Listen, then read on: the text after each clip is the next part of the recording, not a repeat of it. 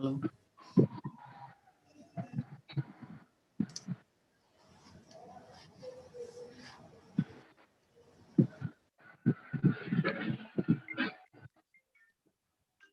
Hello. Hello.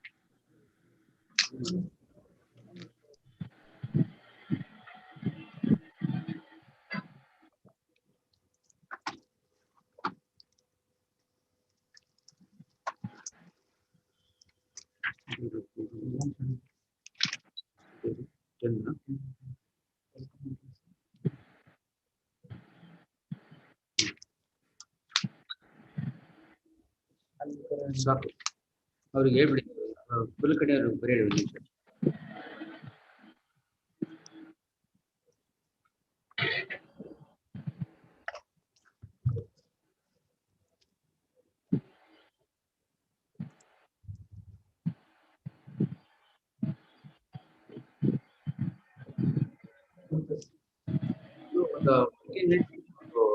Inaugural session ಆ ಕೋಲಾರದು medical college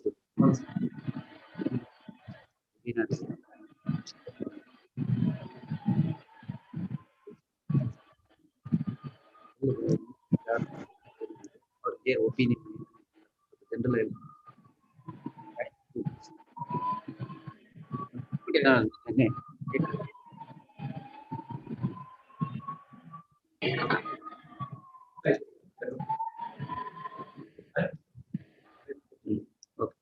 ಬರ್ತೀನಿ 15 minutes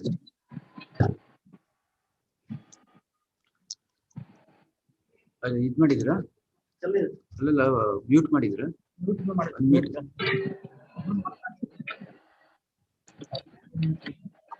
okay madam ಈಗ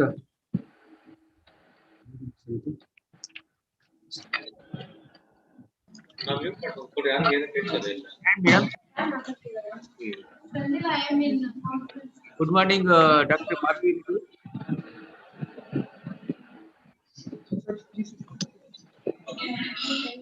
Good morning, sir. Good morning. Good morning, sir.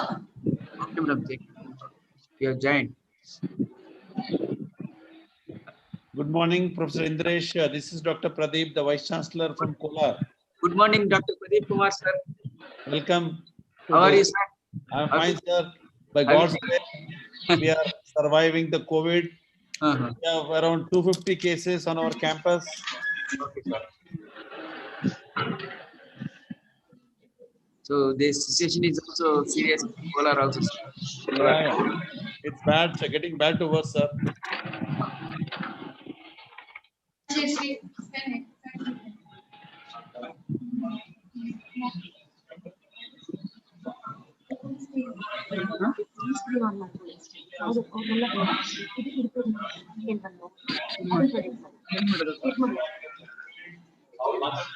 पहले बंद कर दे बेटा, मैं देखती हूँ अभी बंद कर दे।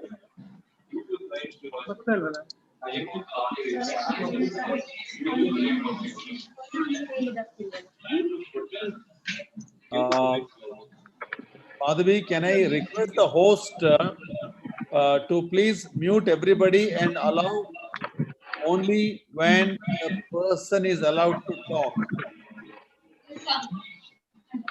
Yes, sir.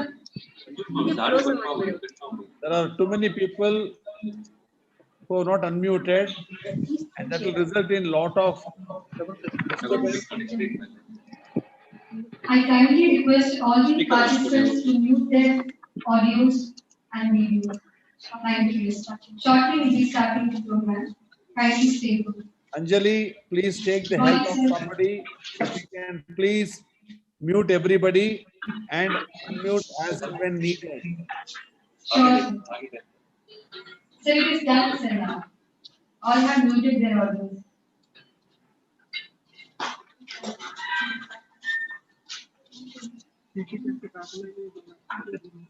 A very good morning to one and all. This is Anjali N, Dietitian, Department of Clinical Nutrition and Dietetics, Sri Devraj Aras Academy of Higher Education and Research, and I will be hosting today's program.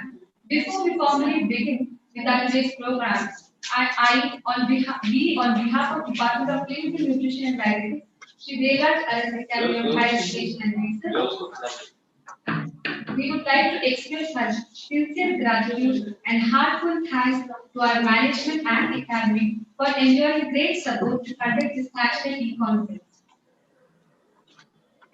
It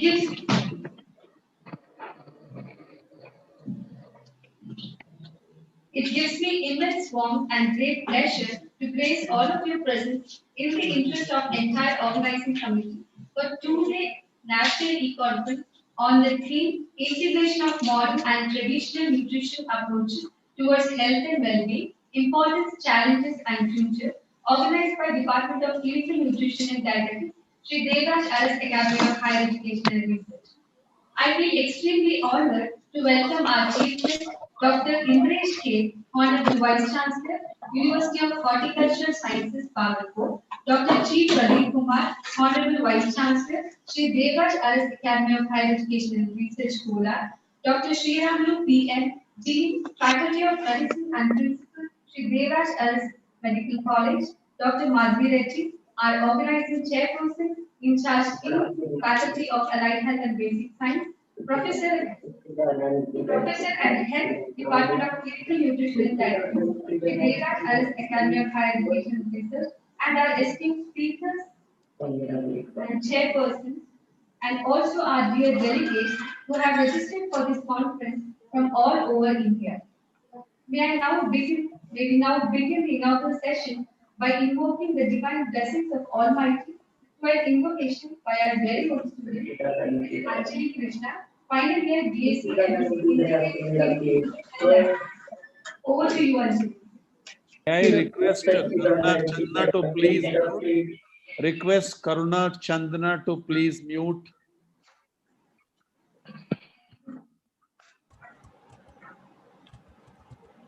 Shri Karnanath Sindhura Varna Karuna Sakara Karivadana Lambodhara Nakumikara Ambasudha Amara Viruta Lambodhara Nakumikara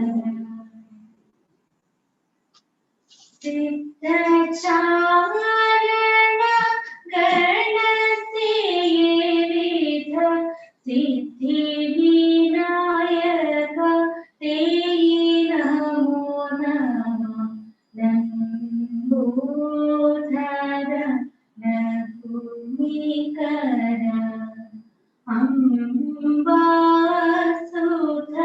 Amara Vinuta Lambodhara Nakumikara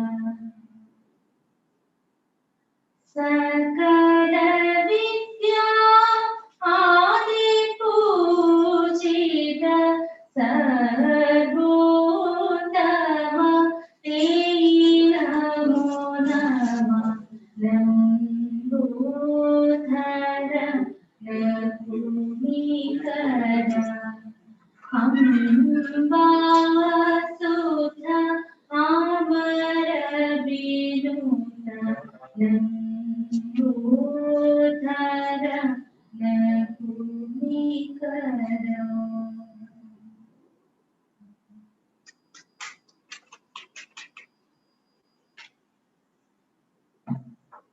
Thank you, Anjali, for your divine talent. May I now request our Dean, Faculty of Medicine and Principal, Dr. Sriram P.N. Sri Devraj Aras Medical College, and our organizing chairperson, in charge Dean, Faculty of Allied Health and Basic Science, Professor in the Department of Clinical Nutrition and Dietetics, Sri Devraj Aras Academy of Higher Education and Research, Dr. Madhuri Reddy, and also our organizing members to light the lamp.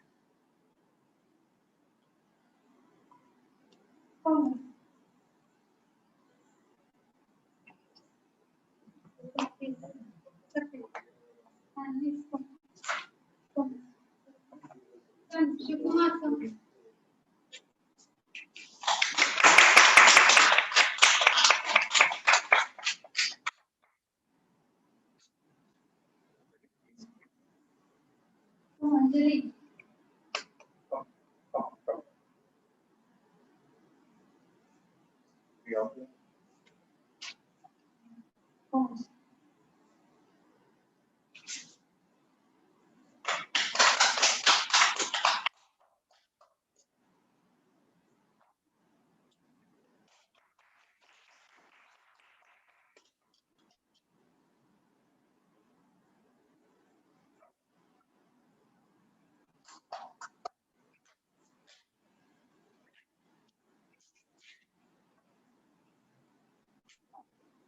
Thank you, ma'am. Thank you, sir.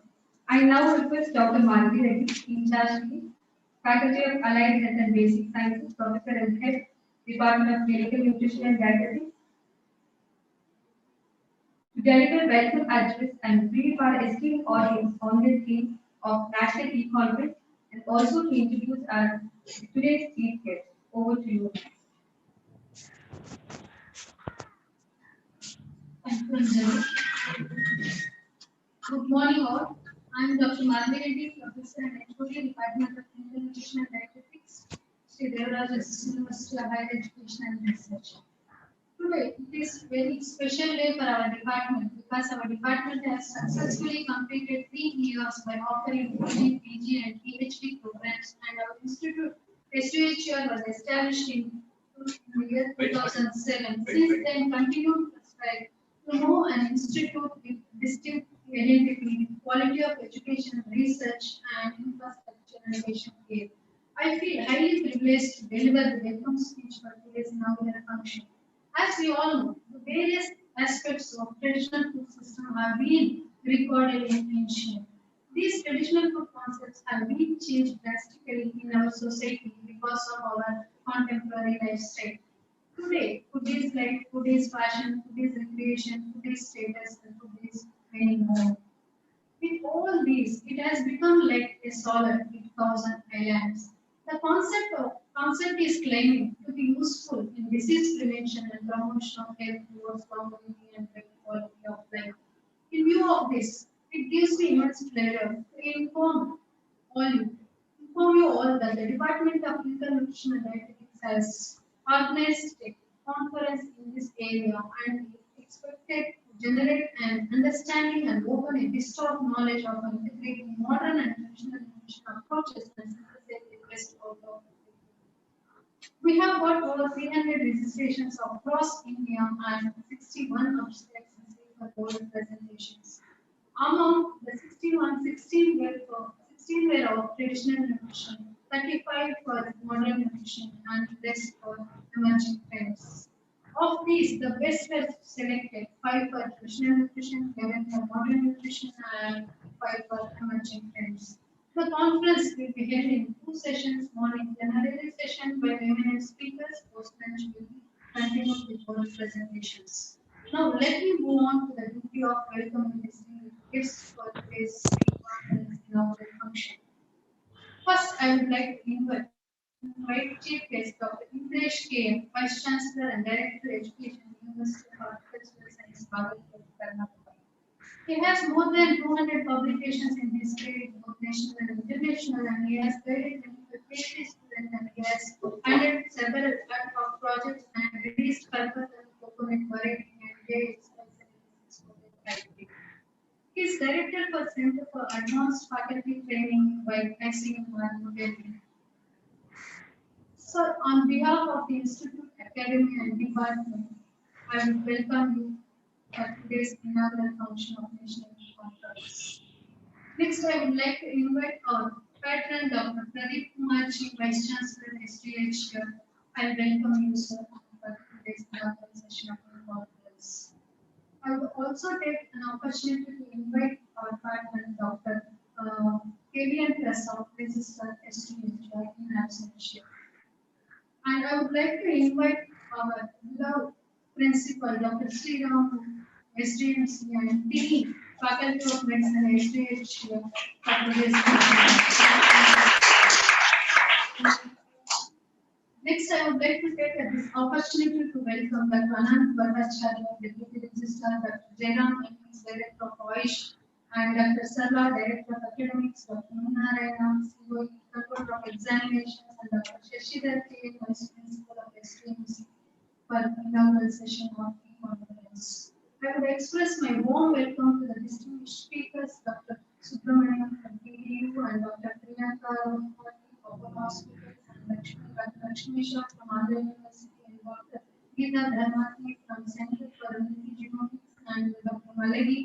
Mangala Gauri from Banaras Hindu University, Uttar Pradesh, and also chairpersons Dr. Prabhakar, Professor of General Medicine, and Dr. Malavi, retired Professor Manipal University, and Dr. Sharad, Associate Professor, CDMSL, College and Manipal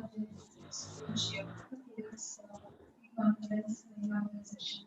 I will also express my welcome to internal and external judges for the presentation, Dr. Pushpa Bharati from University of Dharwad, and Dr. G.B. Prakash, Dean Horticulture College, Kola, and Dr. Sharad from internal judges department. And I will also express my heartfelt welcome to all my professors from Faculty of Medicine and Faculty of Electrical and Basic Sciences, and also the colleagues from the Faculty of Session. Last but not least, let me invite all other distinguished participants for their attention. Thank you. It is so exciting. Thank you. What do you want to do?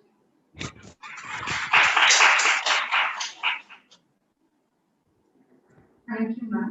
Now I would like to request our Honorable Chief Guest, Dr. Inkej K, Honorable Vice Chancellor, University of Horticulture Sciences, Bharatpur, to address the gathering. Over to you, sir.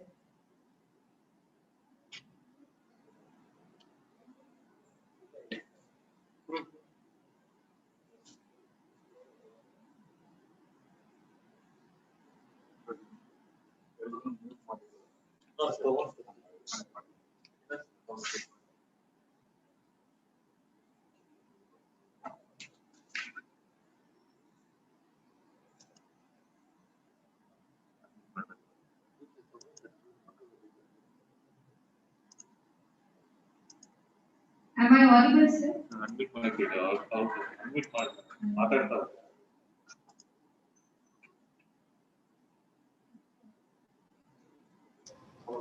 Am I audible, madam?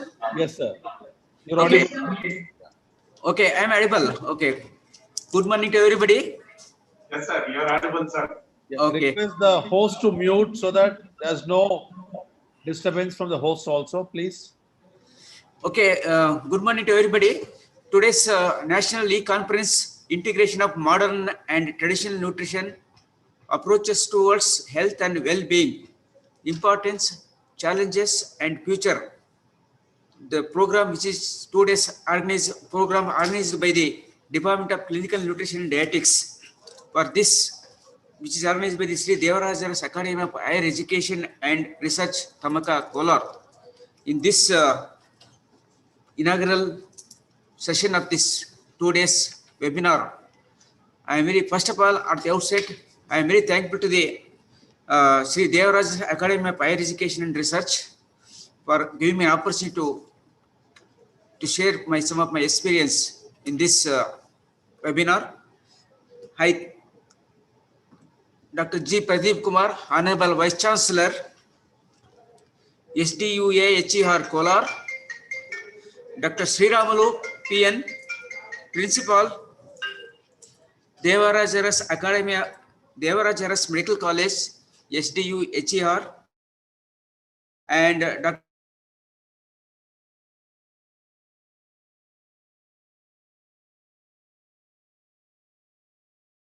Dietetics and also organizer of this national webinar. All the faculty members of the Devaraja's Academy of Higher Education and Research, and my colleague Dr. B.G. Prakash, Dean, College of Horticulture, Tamaka Kolar, all the delegates who are participating in this webinar, and the student friends from the medical college, and ladies and gentlemen.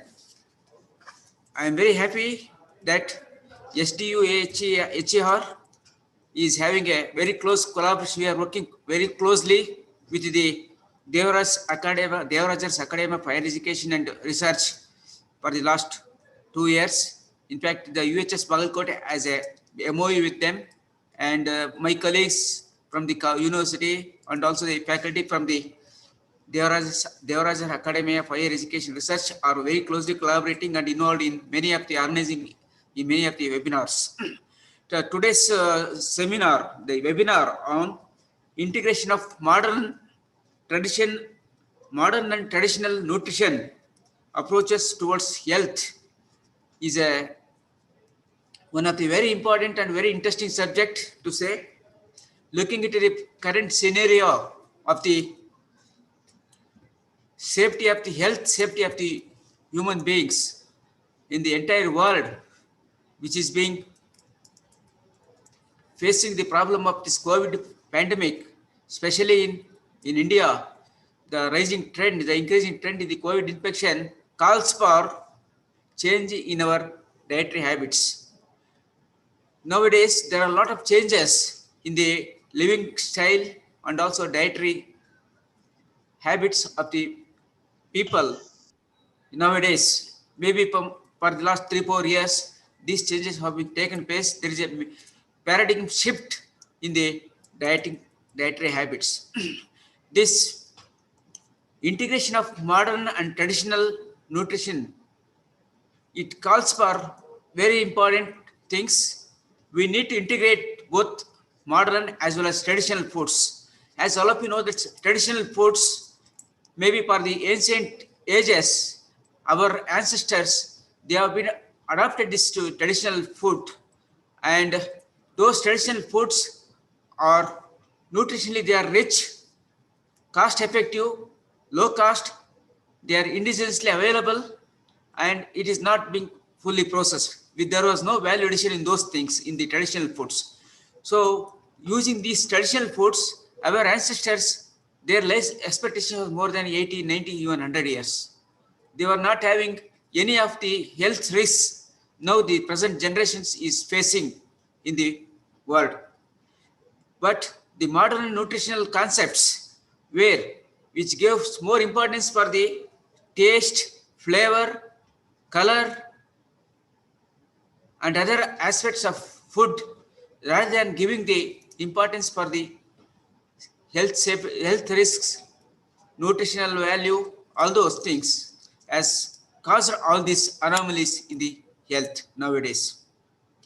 That's why it is a high time that we should integrate the modern as well as traditional foods and make it nutritional for the well-being of the people or the public. So now you can see this, now the concept of organic farming, production of organic foods which are free from pesticides, pesticides, is being on top priority by the government. Not only in India, in the entire world, there is a shift towards this consumption of more and more organic foods. These organic foods are very safe for use. They are less risky. They have less residual toxicity. They are good for health. In fact, they also have a more nutritional values. In fact, the use of high-yielding varieties and hybrids, after the introduction of this green revolution, we have extensively used lot of chemical fertilizers, pesticides, And also we have introduced so many high yielding varieties of hybrids. This has resulted in, no doubt, in enhancing the production and productivity of the crops to feed the population. There is no doubt there is a tremendous improvement in the production and productivity of food grains in the country also, especially in India. Now we are producing about 187 million tons of food grains, and we are self-sufficient in that. But at the same time, we have using lot of chemical fertilizers, pesticides, hormones, and other synthetic chemicals in the crop production process. We have forgotten the use of organic manures, our traditional source of nutrients. Earlier, in each and every villages, there used to be a lot of cows, local cows, buffaloes, sheep, goats, and all that. And each farming family used to get a lot of organic manures, cow dung, everything. Those sources of organic manures is diminished. They have disappeared in the village, even the rural areas. This is the situation nowadays. So that's why there is a need to enhance the production of organic manures, which is more safe, and it will helps in improving the soil fertility. It is free from any of the toxic residues, and is good for improving the soil structure and fertility, and helps in enhancing the crop production. So by using these organic sources of manures or even organic pesticides, plant-based formulations, definitely the residual toxicity will come down and it will produce the safe foods. So this concept of organic farming has got a very importance in the integration of modern and traditional foods. Similarly, use of these minor millets or cereals or some of the less used oil seeds are also gaining a lot of importance nowadays, and especially these minor millets. The World Health Organization has highlighted the importance of these minor millets, which are produced through organic cultivation, purely organic cultivation, without the use of any modern inputs. Yes, got a lot of nutraceutical values that is helps the human beings in their health problem. So these minor millets and organic cultivation is going to definitely create a new wave in the food industry, and we are currently in the midst of a major change in what people eat and in the way they eat. Some of these changes have been described as a nutrition transition, which refers to a shift from diets high in complex carbohydrates and fibers towards more varied diets with a higher proportion of fats, saturated fats, and sugar. These changes partially resulted from the globalization and modernization of food and eating. For example, access to new technologies, modern modernization of food and heating, use of these foods, supermarkets and food marketing. Also, the urbanization has separated the large part of the world's population from the direct production of foods, which has produced changes in the eating behavior. Furthermore, these changes have been accompanied by general increase in wealth and food supply, as well as by a decrease in food insecurity. Food safety has improved, costs of many foods have decreased, and a much wider variety of foods is available to the people in almost all parts of the earth. One result of all this has been increase in life expectancy. So all these changes in the diets has resulted in the increase in the life expectancy in many of the developed countries. In most of the developed countries, now they are switching over to the organic foods, looking into the disadvantages with the modern nutritional foods. Maybe in the US, we can take the example of US, where these modern processed value added products like pizza or other pasta, they have been the consumption of these modern foods has been reduced. Now the people are going for traditional foods. So that way, the integration of this modern as well as traditional food is going to be, in a long way, is going to help the welfare for the human being. And today's webinar on this very important aspect is it is a very challenging task for the scientists, policymakers, and the researchers. So this, if you want to meet these challenges, you must have the basic knowledge. What are the current technologies, advances available in the nutritional diet is very important. So the webinar organized by the Sri Devaraja's Academy of Higher Education and Research, especially by the Department of Clinical Nutrition and Diabetics, and Dr. Madhavi Reddy has taken a lead in organizing this seminar. And I think there are quite a number of delegates are participating in this very actively. I wish this 2 days webinar on the integration of modern and traditional nutrition approaches towards health and well-being, importance, challenges in future, organized by the Sri Devaraja's Academy of Higher Education under the leadership of Dr. G. Pradeep Kumar, Honorable Vice Chancellor, is going to be very fruitful, and we will come out with some new technologies, and also some recommendations may be listed, and it may be sent to the government or for some policy makers for implementation of some of the recommendations of this group.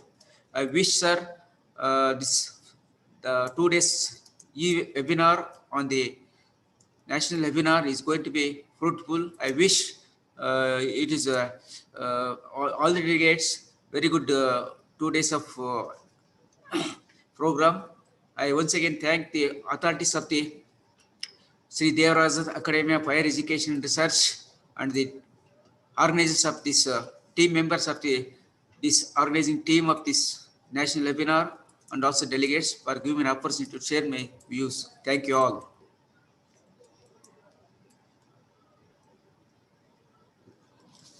Thank you for your elaborate addressing to our esteemed audience. May I now request our Honorable Vice Chancellor, Dr. G. Pradeep Kumar, Sri Devaraja's Academy of Higher Education and Research, Kolar, to address our esteemed audience. Over to you, sir. Good morning to everybody. Am I audible? Yes, sir. Yeah. Thank you. Yes, sir. Yeah. Yes, sir. You're audible, sir. Thank you, sir. The Honorable Vice Chancellor of UHS Bagalkot, Dr. Indresh, my Dean of the Medical College, Dr. Sriramulu, the organizing team captain and head of the Department of Clinical Nutrition and Dietetics, also the Dean in charge of the Faculty of Allied and Basic Sciences, Dr. Madhavi Reddy, the organizing team of the Clinical Nutrition Department, the resource persons, participants, and media colleagues. A very warm greetings to all of you from Sri Devaraja's Academy of Education Research, Kolar. I take this opportunity to extend a very warm welcome to all of you to this webinar, aptly decided. May I request Dr. Megashri to please mute. Dr. Megashri, please mute. Let me wait for other people who are very slow and doing the drawing and all. Can the organizers mute everybody except the speaker? Thank you.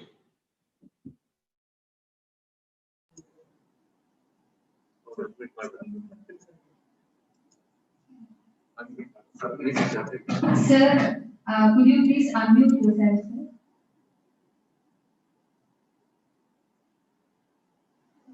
Sir?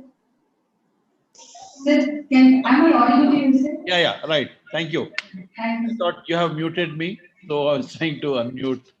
Thank you again. It's indeed a privilege that we're organizing this National E-Conference on integration of modern and traditional nutrition approaches towards health and well-being, the importance, challenges in future. It's very apt because traditionally, if you look back to history and the culture, we in India had food for all seasons and food for all reasons. I repeat, we had food for all seasons and food for all reasons. Every season, there was a particular type of food which was prepared by our parents and grandparents, appropriate to the season in summer or a winter or any season. Certain foods were used, certain foods were not to be used in certain seasons.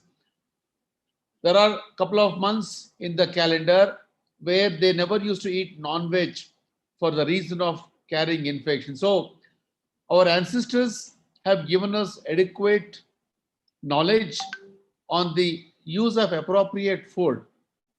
But the generation next is gradually forgetting.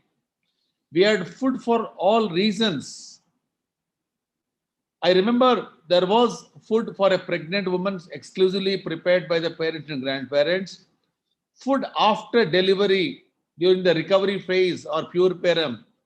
Food for infants, food for old people. So each age group, there was a specified food in our culture and system. But we are forgetting this culture and gradually aping the Western world. Western food could be okay for their environment, their culture, their geographical location. So it is appropriate that the Department of Clinical Nutrition and the Horticulture Department take forward the message of the need for us to follow the traditions what we have and educate them through the modern techniques, the nutritional value of these foods, so that we all will keep in touch with the culture and tradition. There is a large influence of the media and the research organizations in promoting certain foods or oils. The oils what we used to use for centuries, be it a groundnut oil, be it gingerly oil, or other oils, are gradually being replaced with oils which are manufactured outside the country or pushed into the country. So it's important to know that coconut oil, which is a very commonly used food for cooking in Kerala and the west coast of India, for some time it was told it is a bad oil. Again, research shows that's a good oil today. I was reminded by my Chief of Clinical Nutrition, Madhav Reddy, a few months back, when she emphasized the importance of virgin coconut oil for health. So it's time that please educate the modern society using evidence-based scientific techniques and share the information. I would also like to highlight a couple of things. The traditional foods of fruits, what we used to get during our childhood, are gradually disappearing. It's an opportunity for the horticulture department and nutrition people to please encourage traditional Indian fruits which are gradually disappearing. Our traditional fruits are being replaced with food which is not grown in our country. So it's a duty for all of us to ensure the food or the fruits which are grown in the region are very appropriate for the geographical survival for all of us. Also, a small message through the clinical nutrition department that we do not have adequate time even for cooking. Very often, we are cooking on a high flame, killing the nutritional values of foods. The lack of time and increase in the temperature of the cooking time of a particular food or a vegetable is spoiling the nutritionist value of the food what we eat. So it's time that the Department of Clinical Nutrition, through social media and through scientific publication, educate even people like us who are doctors. We have forgotten the cooking of our parents and grandparents. Please tell what type of cooking is needed, temperature, time, they're all very important to maintain the nutritional value. I would like to again thank and compliment the resource persons, Dr. Subramanya, Dr. Priyank Rohatgi, Dr. Lakshmesh, Dr. Geeta, Dr. Mangalagauri, and my colleagues on the campus, Dr. Sarala, Shobha, Anis Fatima, and all others for making this event happen. Thank you for giving this opportunity, Madhavi, to share my thoughts on this occasion. Have a great webinar, and we all be highlighted at the end of 2 days. Thank you. Thank you, sir. Thank you, sir, for your warm and informative addressing to our delegates. May I now request Dr. Sriram, Dean, Faculty of Medicine, and Mr. Shedeva, Carrier of Education, research to deliver keynote address to our delegates. Over to you. Very good morning. At the outset, I would like to request organizing committee and the faculty and the delegates, those who are participating in this national e-conference on integration of modern and traditional approach towards the health and well-being. As all of us are aware, this conference has become e-conference because of our COVID pandemic. I request all of you, please follow the precautionary measures, wearing mask, social distancing, and hand sanitization. In this, at the outset, I thank the organizing committee for giving me this opportunity to represent all my colleagues and delegates and friends. At the outset, I would like to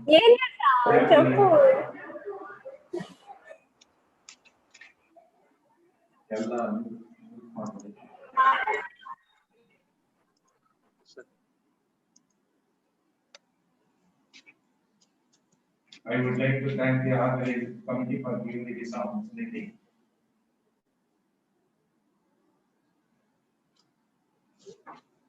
As all of us are aware, the nutrition and health, which has got a strong bonding since ages, but it has come to light since these Western countries have projected the nutritional importance in field of health. As our Honorable Vice Chancellor Sir has highlighted on the traditional values of the various food and food products which are available depending upon the seasonal variation. The values of nutrition in maintaining the good health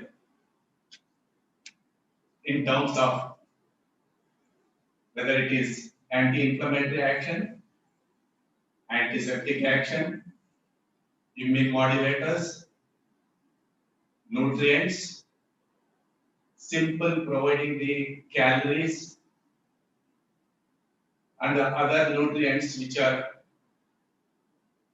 directly or indirectly involved in various metabolic activities in the body. The concept of nutrition and human health has undergone drastic changes in these recent years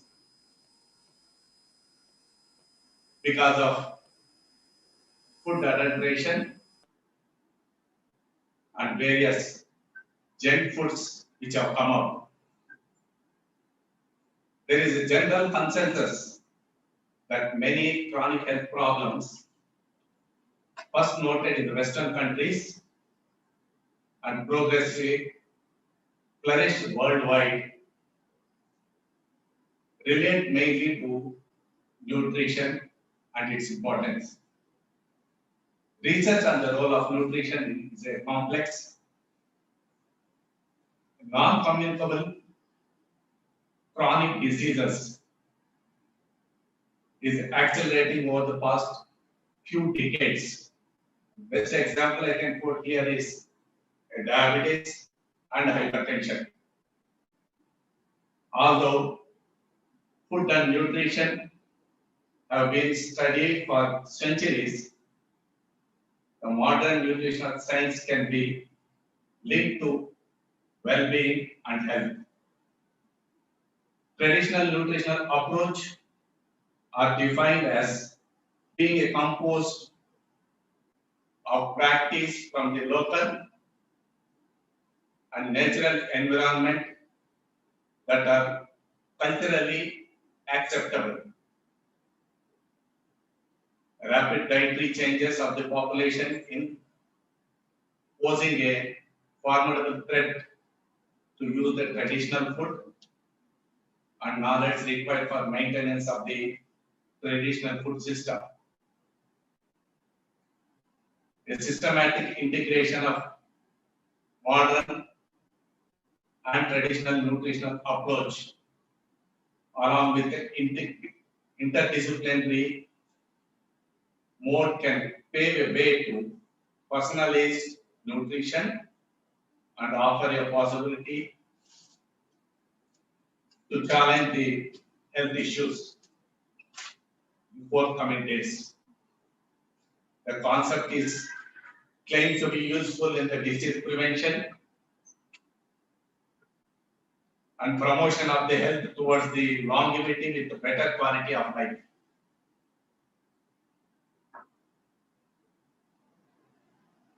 The concept which is highlighted in this conference about the traditional values and scientific values of the nutrition and well-being and health. A conference in this area is expected to generate an understanding and an open vista of knowledge for integrating modern and traditional nutritional approaches and synthesize the best out of two. With this, I once again thank the organizers for giving me this opportunity and request all the delegates to follow the preventive and protective norms of COVID pandemic 19 to protect themselves and protect the others and prevent the spread of the disease. Thank you.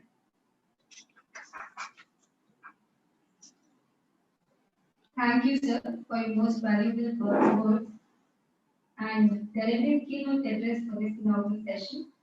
I would like to call upon Dr. Anis Fatima, Assistant Professor and Organizing Secretary, to propose vote of thanks. Over to you, ma'am.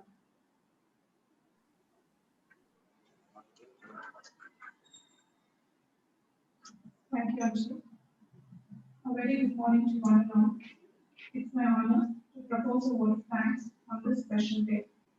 I, Dr. Anis, on behalf of the Department of Clinical Nutrition and Dietetics, Sri Devaraja Academy of Higher Education and Research, take this opportunity to thank the Academy and management for permitting us to attend this national conference.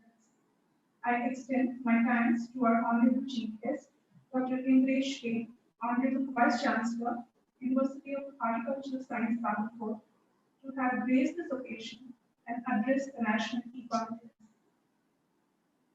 His views are words of wisdom, and we will follow them in our endeavors to contribute more to the subject.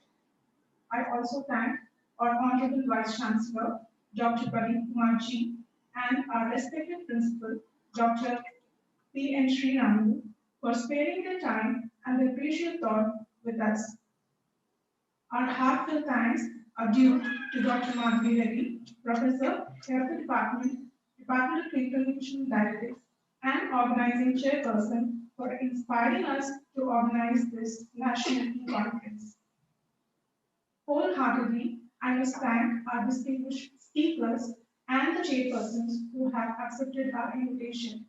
I would also like to extend my gratitude to our organizing team, the IT, MAC, and the electrical assistant library department for providing every possible cooperation to make the event successful and enjoyable.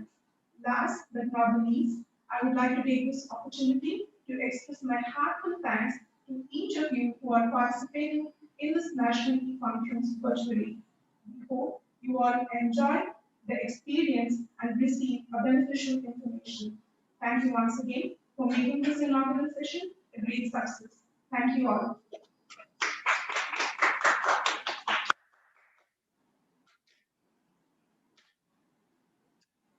In another 10 minutes, we'll begin our plenary session. So I request all participants to kindly stay logged in so that we can start our plenary session. First speaker will be Dr. Subramanian.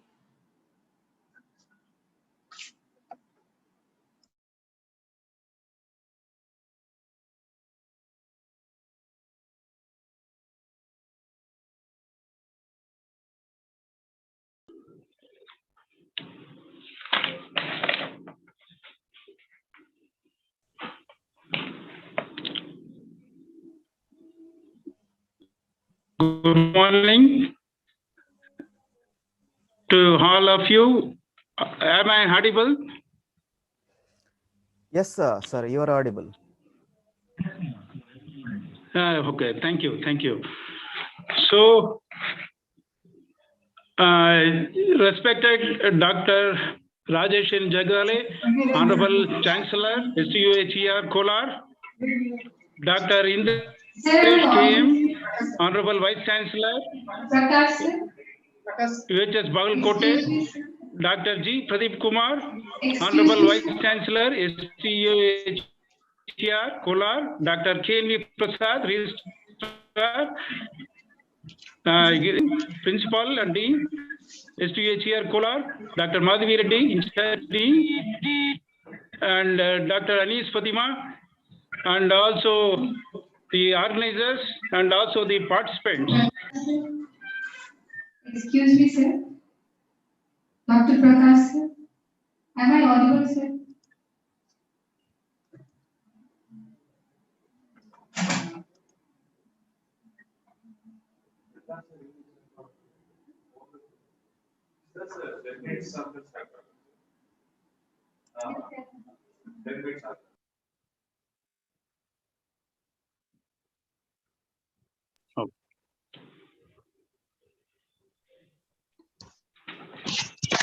Sir, voice is not audible. Voice is not audible, sir. Sir, we'll be moving ahead with the plenary No, it session. seems there is a break now. There is a break now for 10 minutes. I think it should start after 10 minutes. After 10 minutes, we'll be proceeding with our plenary session. Kindly stay put. Thank you.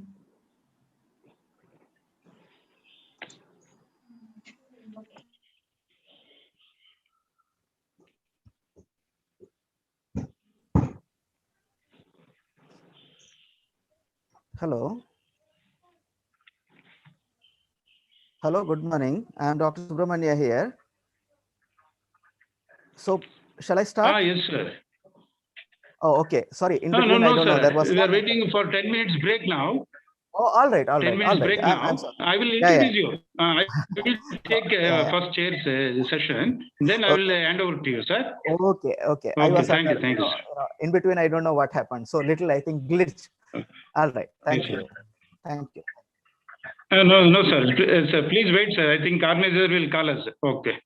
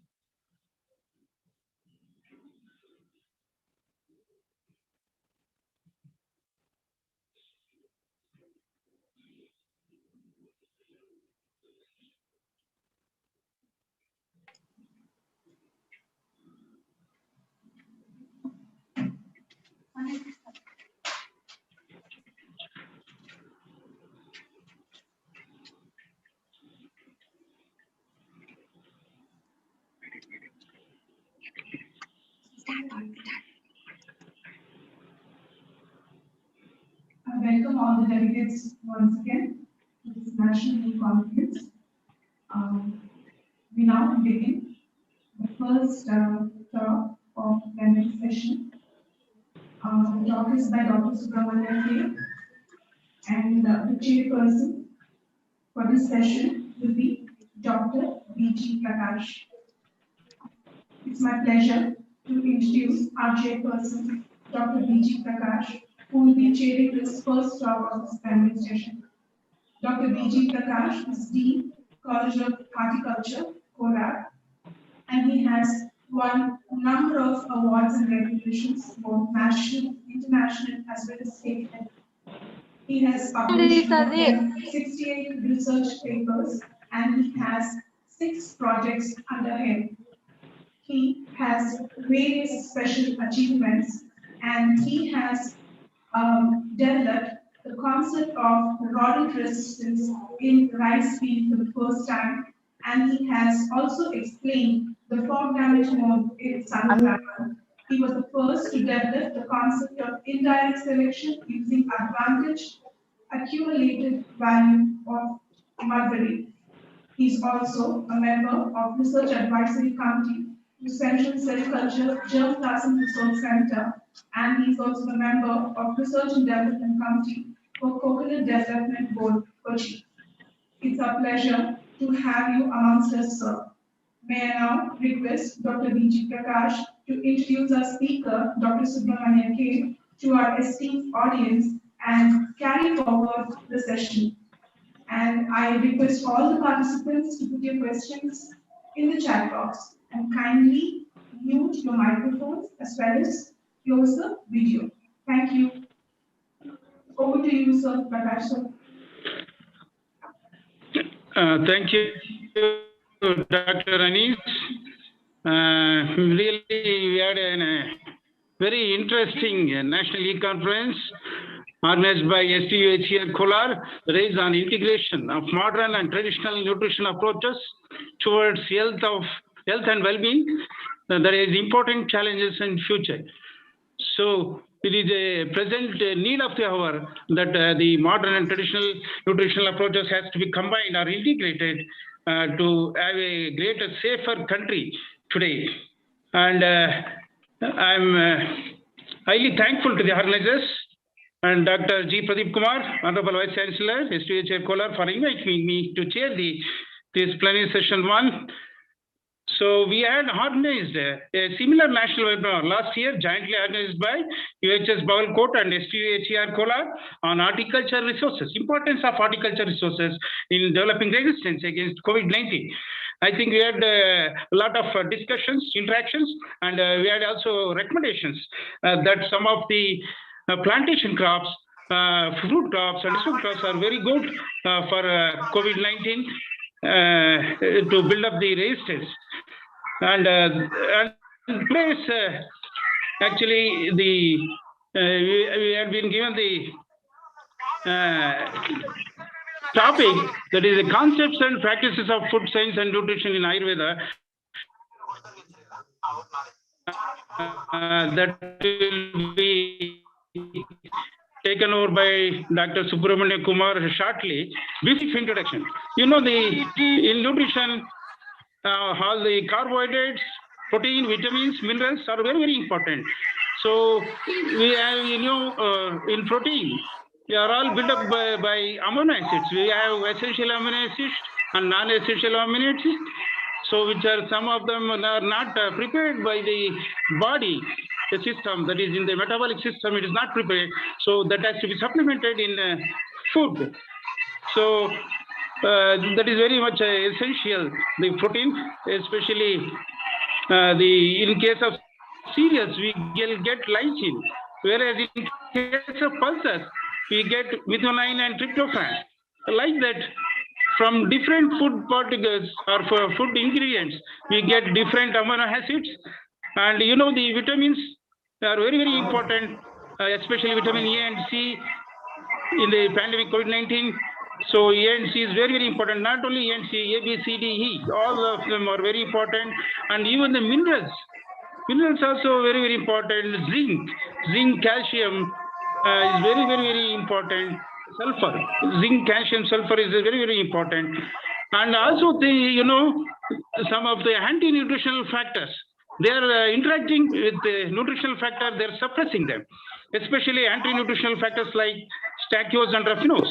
They cause flagellation in the stomach when you especially consume a lot of pulses.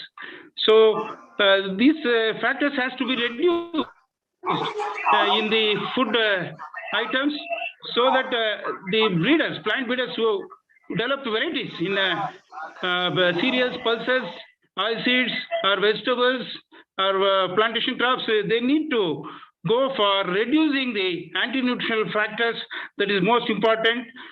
And today we know the medicinal plants are very, very important, especially the traditional grown since time immemorial. Since the time of Ramayana and Mahabharata, a lot of medicinal plants were being grown. Now it's very concerned that they are becoming very extinct. Many of the growers are not taking up these medicinal plants. Now it is high time to grow this medicinal plant, especially Rauwolfia, Ashwagandha, Vinca rosea, Amrutaballi, and Tulsi. They are very, very important. We need to concentrate to grow them. And you know, the apart from allopathic, Ayurvedic, homeopathy, and Unani medicines are also very important. They are made up of medicinal herbal plants. So you need to grow more and more medicinal aromatic plants, and also plantation crops which possess medicinal values and also nutraceutical values. So in the last national webinar, we have come up with the ginger, hot pepper, turmeric, and garlic are very, very important, especially to build up resistance against COVID-19. And today we had a beautiful inaugural lectures by Dr. K. Indresh and Dr. G. Pradeep Kumar. They have stressed that the importance should not be given to the modern foods. Actually, we are reliable on the color, texture, and aesthetic value is very unfortunate. So we need to go for, once again, the use of traditional foods. Traditional foods are especially locally, whatever is available, just like red rice and millets are very important. And earlier we used to grow local varieties of cereals, pulses, and oilseeds. Now we are growing modern varieties, high-yielding varieties. Of course, these are the results of green revolution, but local varieties should not be forgotten. They are very good. They are rich in protein, vitamin, minerals. They are resistant to pests and diseases. Although the yield is very less in local varieties, but still they hold the very high values. So, and nutritional garden is also very, very important. Anyone from urban or rural side, they need to grow some of the plants or trees, which includes all the crops. That means all the horticulture crops, that is vegetables, fruits, plantation crops, medicinal crops are to be grown. So nutrition garden, because we can't buy medicines each time going to the medical shop, we should develop our own garden where you can make use of and make kashaya or something out of it in your house itself. So, and Dr. Pradeep Kumar has rightly told about virgin coconut oil. So virgin coconut is very, very important. Even the fatty acids, whatever it contains, omega fatty acids is very, very important. It has got anti-cancer properties and anti-HIV properties. And so many things are there. I think we need to concentrate. And today we have a wonderful lecture by Dr. Subramania Kumar, K. MD, PhD, Associate Professor, Center for Ayurvedic Biology and Holistic Nutrition, Transdisciplinary University, Bangalore. So before inviting him, just I will go through his brief resume. and he has got a very good research interest, and mainly on the regeneration of nutraceuticals and Ayurvedics, and also Dravyas, which has been made he has done, and also he has developed traditional quality standards for Ayurvedic plants. That is very important. He has handled 8 research projects in Ayurveda, and moreover, he has excelled in administration and institutional responsibilities by developing disease-specific nutraceuticals, and also he was the chief editor for Ancient Science of Life, and he was also member of and expert committees on Ayurveda, on access benefit sharing, and also he was the member of National Biodiversity Authority Chennai. So far, he has published 3 books and 17 publications in credits. So, Dr. Subramania Kumar, we are very happy to invite you to give your wonderful lecture on concepts and practices of food science and nutrition in Ayurveda. So, Dr. Subramania Kumar, please take over. Thank you. Namaste. Good morning to all participants. And it was wonderful, introduction, Prakash sir. Thank you again. Thanks for that. And at the outset, let me thank the organizers, including Chief Patron, and the HOD of the Department of Clinical Nutrition and Diabetes, and of course, the chairperson of this particular session, Dr. Prakash. It is my privilege to be part of this particular e-conference on integrating traditional and modern knowledge of nutrition. The word integration itself makes us to, in fact, very interesting, very interested or exciting, because already a couple of speakers have mentioned what we are seeing past a couple of decades is overwhelming increase in non-communicable diseases.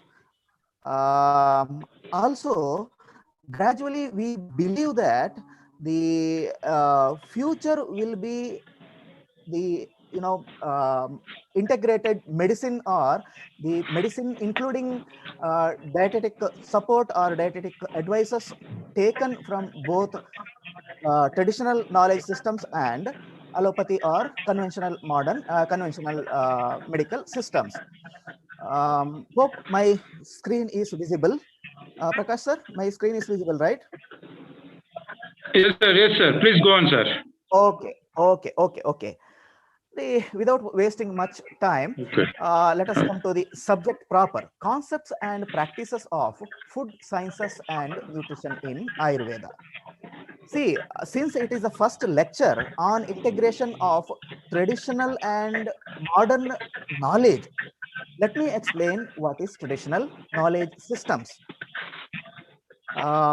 In Indian context and in Indian medical context, traditional knowledge system carries 3 or 4 different knowledge systems. What are they? One is Ayurveda, the other one is Unani, third one is Siddha, and the fourth one is Swarugpa, or at least few of you would have heard about Tibetan medicine. Tibetan medicine is called as Swarugpa. Of course, we consider yoga, naturopathy also Indian traditional medical system, though naturopathy is not purely Indian medical system. We adopted very well. I think naturopathy is followed in India to great extent. Therefore, we consider it as under the heading of CAMS, complementary and alternative medicine system. And of course, the other one is homeopathy, though of German origin. It has beautiful and strong concepts about the food and nutrition. So altogether, in Indian context, at least we can consider Ayurveda, Unani, Siddha, Swarugpa, homeopathy, and yoga and naturopathy as alternative medical systems. Each of them have or has their own set of principles and practices.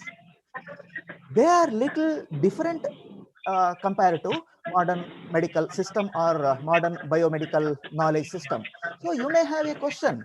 Always there is a kind of clash between modern medical system as well as these traditional medical systems. Why it is so? Frankly speaking, see, basically I'm a Ayurveda Vaidya, but I'm a scientist as well. I know both allopathy or modern medical systems as well as Ayurveda systems. I know it very well. Frankly speaking, the clashes are bought. I think that is the ego issue. Actually, the opinion differences are because of the difference in perspectives. Say, for the example, Subramania is looking a particular bus from its front. I am having a particular view. That is truth. Truth as far as my perspective is concerned. Somebody, say for the example, one of the organizers, Dr. Anis, is looking from the, from the top of the third floor of her department. So what perspective, what look about the bus she has, that is totally different perspective. Whether, can you say that Subramania is wrong or Anis is wrong when she is explaining or when I am explaining about the bus? Both are right, but the difference is perspectives. Okay. I think with this view, let us respect each other, and then only the integration or the true integration is possible.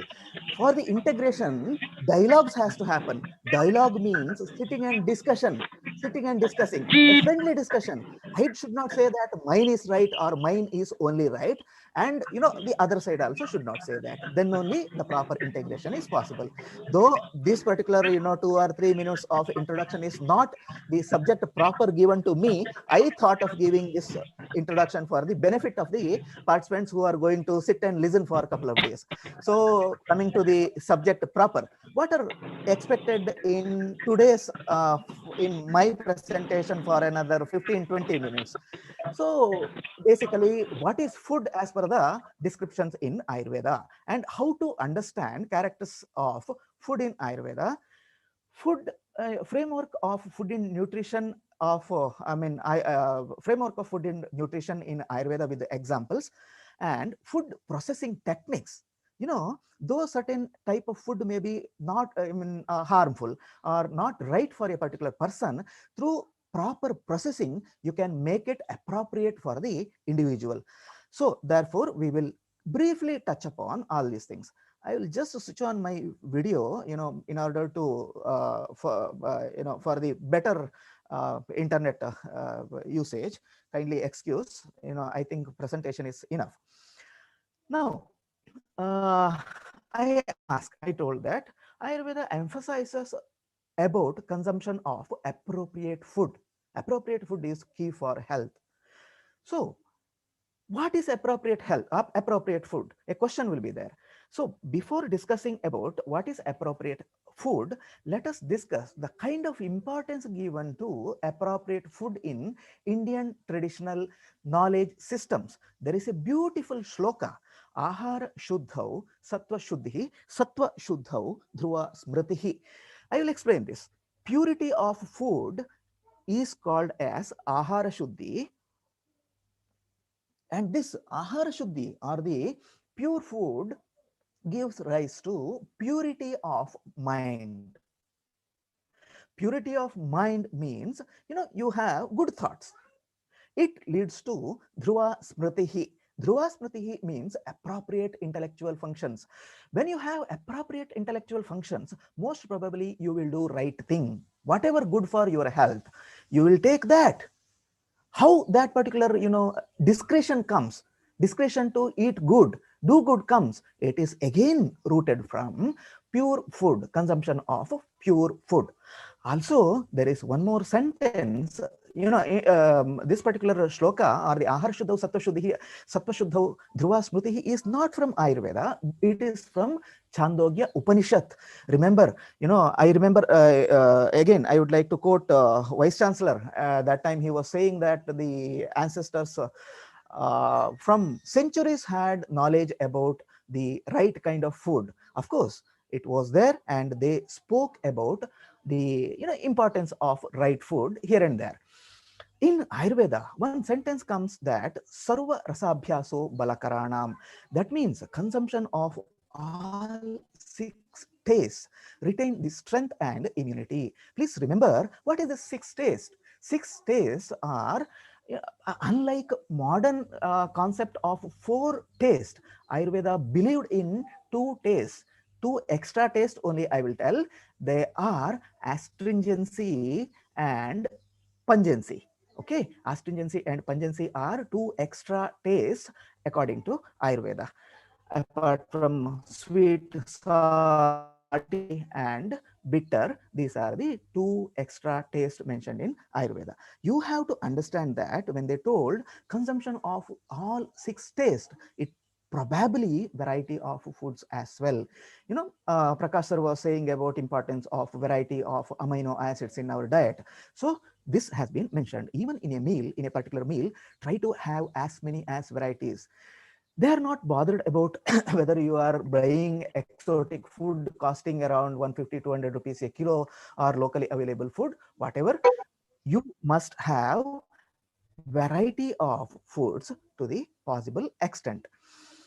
Then what is an appropriate food? See, here is a shloka from Charaka Samhita. He says, I have not quoted the original Sanskrit shloka. I will tell the meaning. If a patient or wellness seeker follows the rules of dietetics are called as pathya, what is the need of medicine? And if rules are not followed properly, what is the use of best medicines? Understood?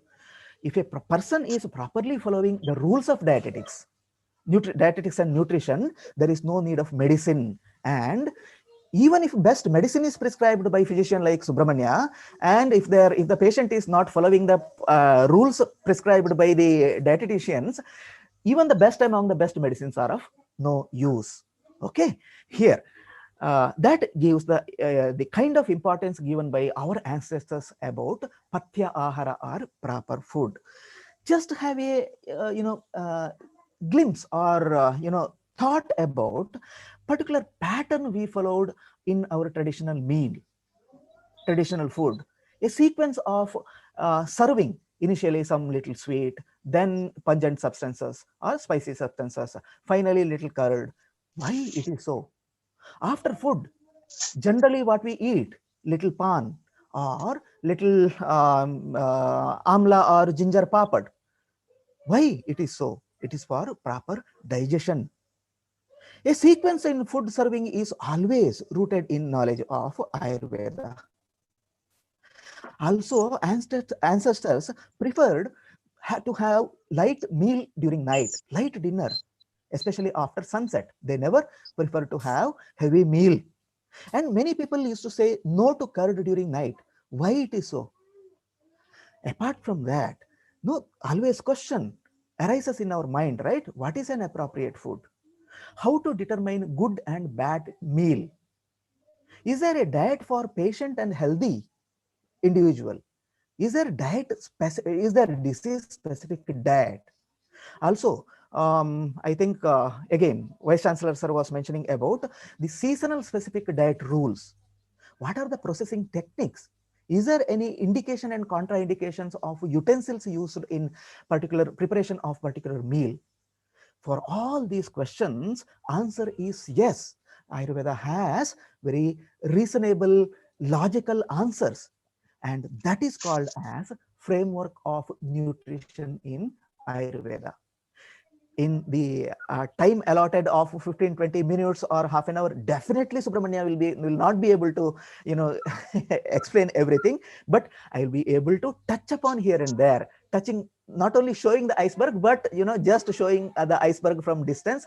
I believe that with this 15-20 minutes of discussion, if I am able to raise curiosity with you participants, that is this particular session.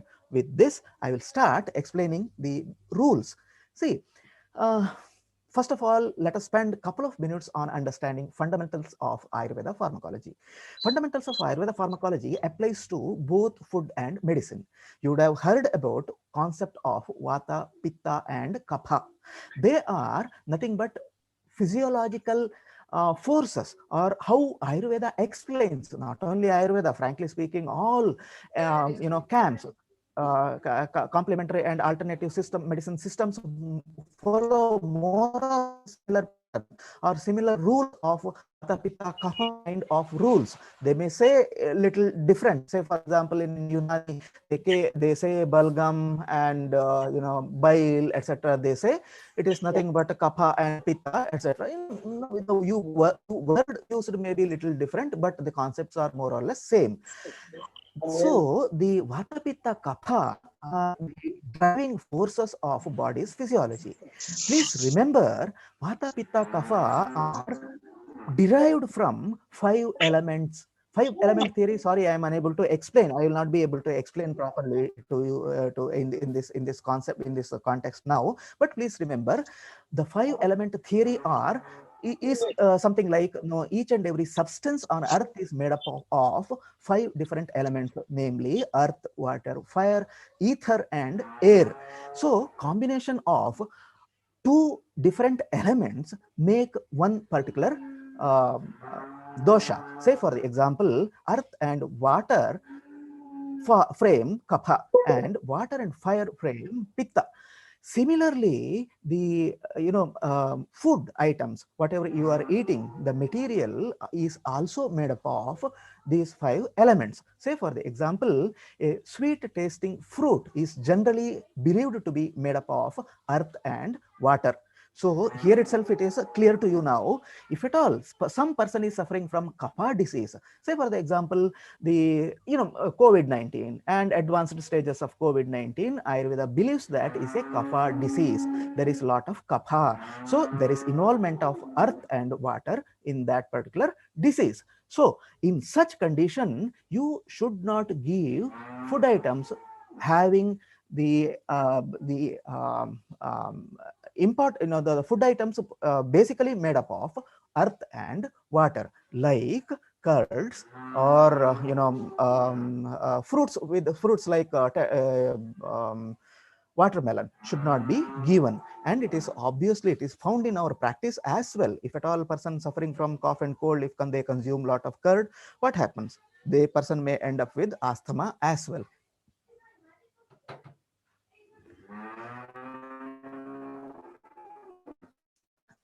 One sec. Yeah.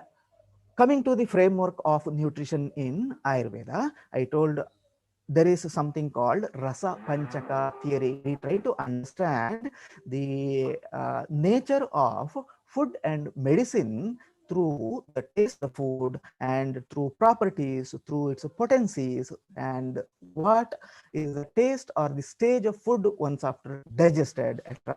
We will quickly discuss one by one. What are this rasa, guna, etc. Rasa is nothing but taste. I told already that Ayurveda believes in 6 taste theory. See here, what are those 6 tastes? Sweet, sour, salty, pungency, bitter, and astringent. See, initial 3 tastes are anabolic and tissue building. I have given the examples as well. Sweet tasting material, example is dates, and sour tasting is lemon, salty is rock salt, pungent chilies, bitter is neem, and astringent or kashaya is tea is one of the example. Also, the other example is pomegranate rind. So according to the taste, the pharmacological activity or the functional property of material will change. Okay, now the properties or the guna, we say certain material are heavy to digest like rice.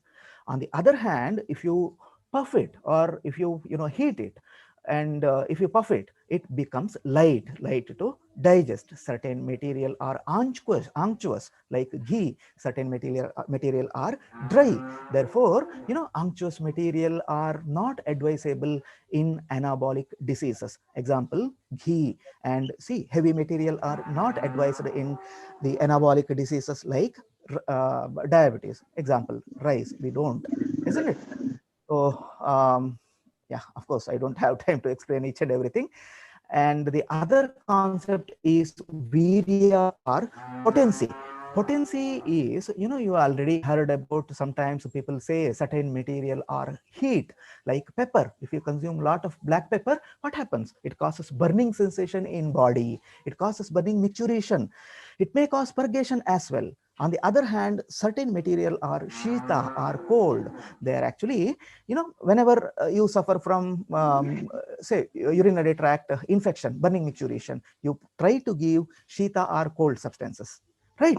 So shita or cold substances are generally anabolic. They decrease body metabolism, whereas the ushna substances increase body metabolism, but they may cause certain abnormalities related with pitta, like burning micturition as well as acid peptic syndrome, if you give this material in little excess quantities. However, they help in digestion. The other concept is vipaka, or post-digestive effect of food. Ayurveda believes that whatever food you consume is not retaining the same taste after digestion. Once the food material enters into your gastrointestinal tract, the taste of that material will vary, or the state or the properties will vary. Certain material, even if they are pungent in original taste, like long pepper, I don't know how many of you have seen this, pipali, or in Kannada it is called hippali or tipli. People in Hindi is actually a pungent tasting material, gets converted into sweet taste after digestion. Whereas dates, kharjur is sweet in taste as well as it retains sweet in taste even after digestion. Thus, it produces the effect similar to sweet tasting material. Next, is quite interesting thing. Ayurvedic texts, like we say that Charaka Samhita, Sushruta Samhita, etc. You would have heard here and there, names of these books. They document the properties, whatever it till now, the sweet of the material, taste of the material, and whether it is ushna or hita, potency, etc., are documented in Ayurvedic literature like Charaka Samhita, Sushruta Samhita. Not only they documented the properties, they documented around 600 pharmacological actions. Say, for the example, milk is good in disease A, B, C. Okay, and tender coconut is good in disease A to A, B, C. Documentation is available, and such information is very unique to Ayurveda. Unless we see the Ayurvedic books, we may not be able to get that. Apart from that, there are certain very interesting pharmacological activities, generally not explained concepts. For the example, Deepana. Deepana is enhancing digestion and relieving abdominal distension, whereas the relieving abdominal distension is agreed pharmacological property, but generally enhancing digestion is what? Kya hai wo? Enhancing digestion means what? I believe in the concept of Agni. The good Agni, you will be able to digest anything. Even if you have a little extra meal, it will not come and sit around your tummy. It will not be converted into fat in liver or in tummy. So there are certain food material enhance the Agni. Agni means fire. It is digestive fire. So along with the heavy meals, if you can have the Agni enhancing material like ginger or black pepper or amla, you may not suffer easily from high cholesterol or accumulation of fat. There are certain other interesting activity like medhya, improving cognition and cognitive functions, like Brahmi or Gotukola. You would have heard about the name Brahmi, etc. A lot of hypothesis emphasis is given in nowadays. It is not true to to the extent what people advertise. However, there are advantages if it is used in a particular way. Then I told that Ayurveda books gives the information. What kind of information and how? One example I will give. It is easy for you to understand. Let me take commonly known rejuvenative plant drug amla. It is though I say plant drug, it is a common food material as well. Therefore, I have selected this example. I don't know whether it is very clear to you or not, the pharmacological properties mentioned here. Just see, I will read a few for you. Amla is claimed, or the pharmacological properties of Amla goes like this. It cures bleeding disorders. It is good for eyes. Therefore, even in early stages of cataract, right usage of Amla hinders the growth of cataract. It is anti-diabetic. It helps to reduce hyperglycemia and it helps to prevent the complications of diabetes. It helps to manage digestive problems. See, a couple of minutes back, I told that Amla enhances your digestion, right? Now you understand the logic of people consume Amla powder meal or from indigestion and abdomen distension. Dried Amla they consume and they say, I got relief. It is because it has the ability to cure digestive problems. It helps to cure anemia because it enhances your digestive capacity. Once digestive capacity is enhanced, it helps to absorb iron. Bioavailability of iron is enhanced by presence of amla, and it is because of ascorbic acid and other phenolic contents.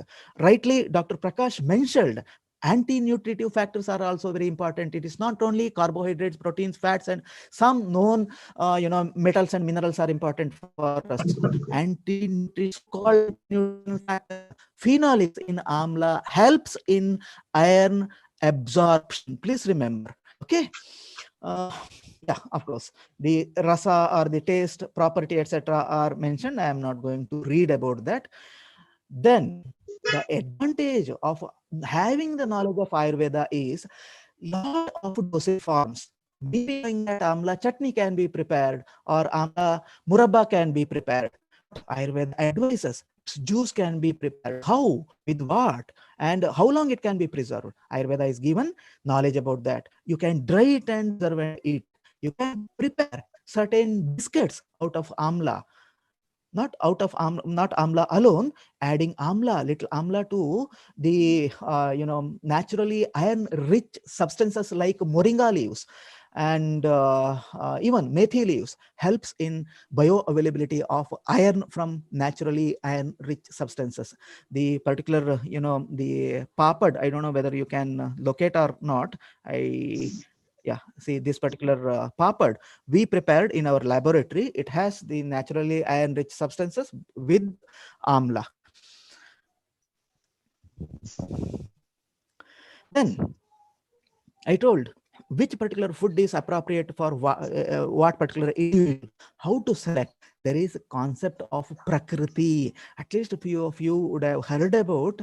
People are categorized like vata prakriti individuals, pitta prakriti individuals, and kapha prakriti individuals. Certain food item good are good for vata, not be good for kapha, and be okay for pitta. Now the biggest question is how to identify nature of the prakriti of the individual. There are guidelines like just briefing here. Vata prakriti people are generally slim. Their complexion may be dark. Their appetite may be irregular. Their sleep is disturbed. Their physical activity may be very quick. They talk quickly. They understand things quickly, but they may forget quickly. They are quite quickly irritable. They are irritable people. They can be irritated very easily. Whereas kapha people have totally opposite qualities that of kapha. Pitta are in between. So you can identify the nature of the people through the knowledge of Ayurveda, and you can suggest diet. Please remember, kapha people are generally easily susceptible to metabolic diseases like diabetes mellitus or even atherosclerosis. So whatever food item good for kapha people, you can see to suggest from mid ages or even before that. 35, 30, and you may be able to prevent this kind of disorders. Organizers, can I take another 5 minutes of time, or should I, quickly wrap? Yes, sir. You can take, sir. No, another 5 minutes you can take, okay. please. Yes, sir. Another 5 minutes. 5 minutes. Okay. Then thanks. See, a very beautiful picture of varieties of rices. You know, the common, normally known white rice, a kind of brown rice, and black rice and a red rice, etc., are shown in this particular picture. Very interestingly, Ayurvedic literature gives knowledge, I mean, the information about that. Just a red variety of rice is called as Navara rice in Kerala, in Malayalam.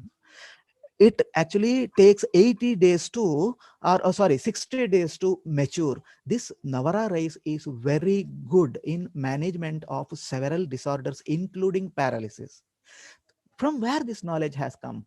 One source of knowledge is living traditional systems or living traditions. Living tradition means our ancestors has this knowledge. It is coming from centuries, from the generation to generation, from father to son or father to daughter, etc. Apart from that, Ayurvedic literature, Ayurvedic books documented this. When about 1500 years back this documentation started. Unfortunately, we are losing all these things. In the beginning of my lecture, I told that the word integration makes me excited because knowledge, the treasure of knowledge is existing in our traditional knowledge systems. We don't read, we don't give importance to that. Unfortunate. If you read properly, if you understand, proper integration will happen. Okay. Now, black rice is very good for anemia management. Why it is good? I don't know whether you may believe or not. It contains about 6 times more iron compared to normal rice. There is an organization called CIKS, Center for Indian Knowledge Systems, in Auroville, Pondicherry. It is headed by one of our friend called A.V. Balasubramaniam. He has more than 250 or 300, I don't know the exact number, varieties of rice, and he gives the rice, the paddy seeds to people to cultivate, and he propagate. Eat this particular rice if you are suffering from diabetes. Why? Because that particular rice has low glycemic index. Eat this particular rice if you are anemic, or if you have the anemia tendency, or if you are taking chemotherapy after cancer.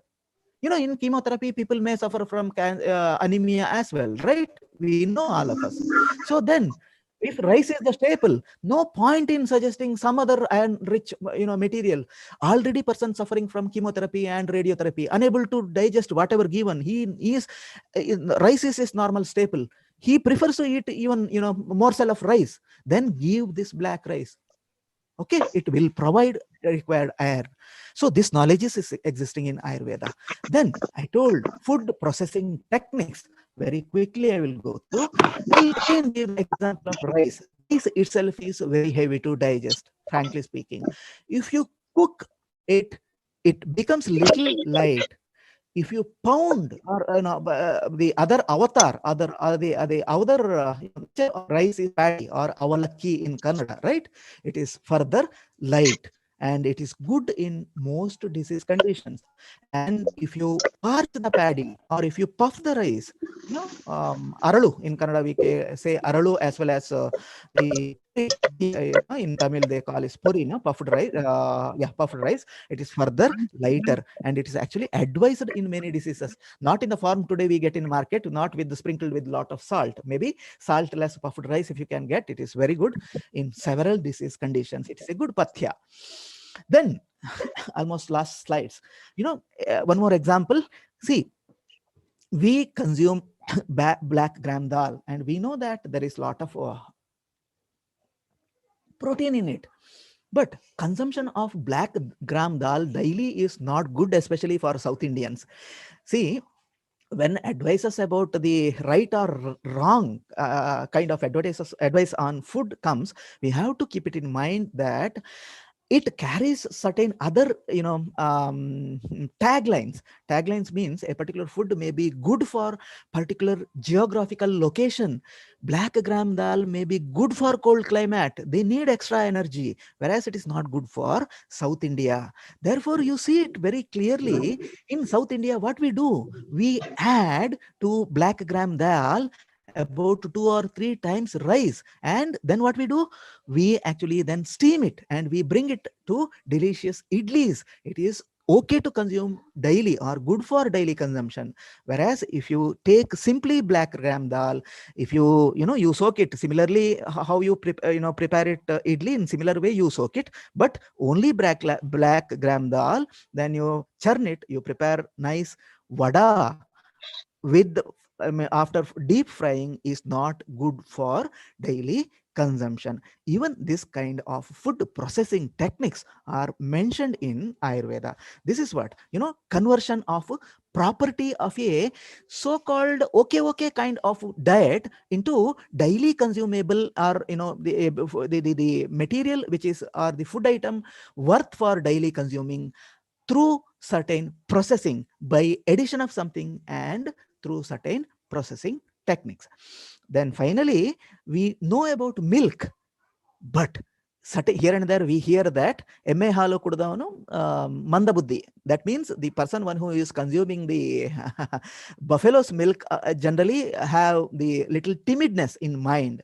Ayurveda believes that, okay, this is the advice from Ayurveda. It is because buffalo milk is heavy to digest. It causes heaviness not only in body, even in brain. That kind of knowledge is available.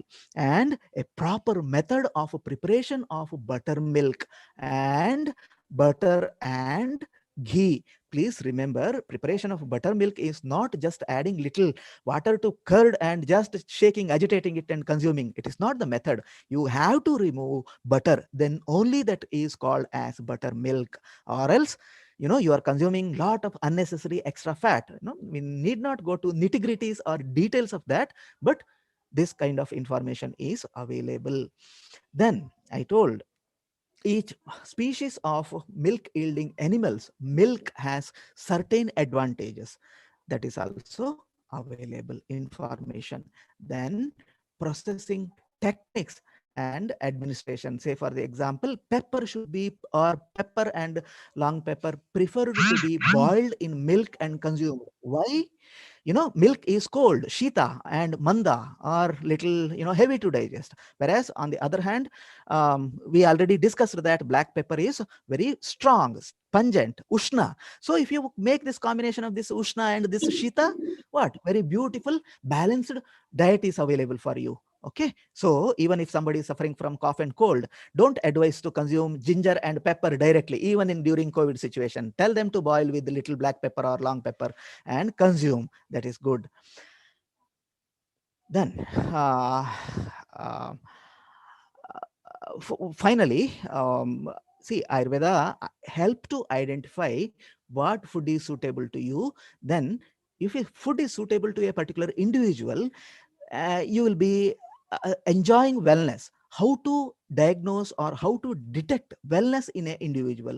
See, 4 or 5 very interesting lines. Kindly keep it in your mind.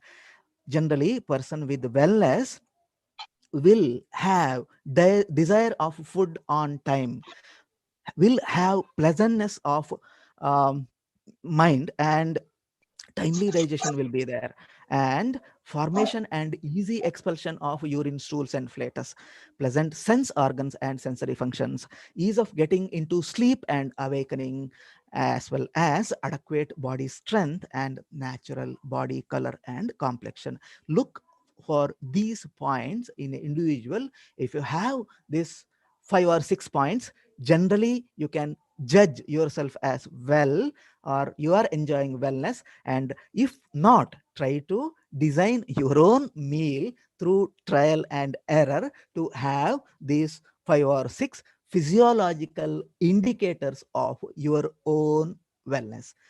With this, I stop this session. I know that I have exceeded 5 minutes, but as I told, I was quite excited. Finally, just I end with kind of importance given to the food and the person one who prepares food, and the kind of sanctity given to food. Food is considered as Lord Brahma. The essence of food is Lord Vishnu, and the one who consumes this particular food is Lord Maheshwara or Lord Shiva. Thank you very much. I don't know, organizers, if they allow, I will try to answer the questions. Yes, sir. Yeah. Okay, Question thank you, from sir. Thank you, Meenakshi. Dr. Subramanian. Yeah. No, 1 minute, 1 minute. Okay. Okay, you please answer Meenakshi's query, sir. Okay. Yeah. What is anabolic diseases? See, certain diseases are anabolic where it is something like, how much our input is there to body, that much output should be there, or else you will accumulate, isn't it? Wherever there is unnecessary accumulation is happening, that is anabolic disorder. Obesity, atherosclerosis, diabetes mellitus. These are the reflections of where there is more anabolism compared to catabolism. Other questions, participants? Oh. Posted on the chat box. Pardon? Okay, sir. Thank you, Dr. Subramanian Kumar, for nicely giving a beautiful lecture on the topic concepts and practices of food science and nutrition in Ayurveda. He has, within 30 minutes, he has covered all Ayurveda concepts, their uses, and also applicability very nicely. So he initially told the traditional medicines, Ayurveda, yoga, naturopathy, homeopathy, all should be integrated. Now, not only alone can, even the allopathy cannot do alone. So it has to be integrated with all the medicines, then only there will be fruitful results. So he has discussed elaborately food in Ayurveda, and food processing technique is very, very important. The food you make out of it is very, very important, the way you make it. Appropriate food. So that is the purity of food. We leading a purity of mind will lead to good thoughts and lead to appropriate intellectual function. That is very good. So, and it also helps in retaining strength and immunity. And he has also quoted Charaka Sanhita. So where the patient follow rules of dietetics, then if we follow the rules of dietetics, then no medicines is required. So he told all the examples of amla and ginger pickle. So they are good for the digestion after the meals. And why people are not using curds in night, and also the utensils to be used for preparation of food is also very, very important. And he also discussed elaborately fundamentals of Ayurveda, pharmacology, that is Vata, Pitta and Kapha, very beautiful concepts. So 5 different elements. So they're all resulted due to 5 different environmental elements, interactions, air, water, fire and other things. So some of the fruits are to be avoided. Why? So this is people ask questions. It is suitable for some people and not suitable for others. So you have to choose. You have to choose himself or us based on their experience. So he also told about the dravya, the dravya, the concept of dravya, the ingredients, rasa, guna, and virya, and vipaka. So, and also told about the hot pepper. So the uses of hot pepper actually pungent, but it will be converted into sweet taste once it get into the digestive system. So kajur will remain as sweet into sweet. So various actions. So very good. Karma, pharmacological actions. There are more than 600 pharmacological actions. Really great, sir. And uniques of Ayurveda. That is Deepana, Medhya, Pandora, really good, unique concepts, sir. So what they make means they enhance digestion, relieve abdominal distension, improves cognition, and also prevents and manages anemia. That is very, very good, sir. So he also told briefly about the functional profile of amla. So amla, again, that is rich in vitamin C, is a wonderful having medicinal properties. And also he was of the opinion that some of the anti-nutritional factors need to be curbed. So this is with the use of good, the fruit like amla or even drumsticks, you can cut down the anti-nutritional factors. So Prakriti. So the phenotype characters. So selection of his food is based on the size of your body. So that is also very good thing. So one has to adapt his own food methodology based on his experience. And the qualities of Vata, Kapha and Pitta is also very nicely described. And also he told about the importance of red rice, which is rich in beta carotene. And very unfortunately today the red rice is becoming extinct. Although in Puducherry, some of the farmers is growing 250 varieties, the traditional locally grown varieties, and that has to be propagated. So this is the importance of biodiversity. We need to conserve and preserve them. Otherwise, one day we'll be losing all these valuable materials. So all the traditional foods are very, very important. So Ayurvedic literature, one has to go through it. The documentation is very, very important. We should find time to read all of them. Very, very wonderful. The therapeutic values is given, very nicely given. And he also told the use of avalakki, that is the puff rice is good and it is lighter, very good to cure several diseases. So that is the processing. What you make processing byproducts or value-added products from such are very, very important. So black gram has to be consumed only for, it's good for temperate, not for the South Indian subtropical conditions. So we need to be very, very careful. So processing techniques are very, very important. So food suitable for individuals is very important. Proper passing of stools and urine is very, very, very important. So very nicely, sir. We are really thankful to you, sir, Dr. Subramanya Kumar, for nicely explaining all the concepts of Ayurveda. Sir, I think I have two questions. Shall I ask, sir? Yeah, if organized. Two questions. So that is a general question, sir. So whether Ayurvedic medicines could be combined with other medicines without side effects, sir? Whether Ayurvedic yes, sir. could be combined? Yes, sir. In general, I say yes, it is okay to blend. However, certain conditions we should be careful. I'll say people suffering from cardiovascular diseases and already taking some blood thinners like clopidogrel or whatever. In such condition, even if you go to Ayurveda people, sometimes they advise to consume garlic. So both these may lead to bleeding disorders. So combination of allopathy or other systems of medicine along with Ayurveda has to be done by sensible doctors. Let us not be doctors. Like, I'm saying this to common people, those who are not knowing about either allopathy, not Ayurveda. So sensibly, we can definitely make a combination, sir. No problem.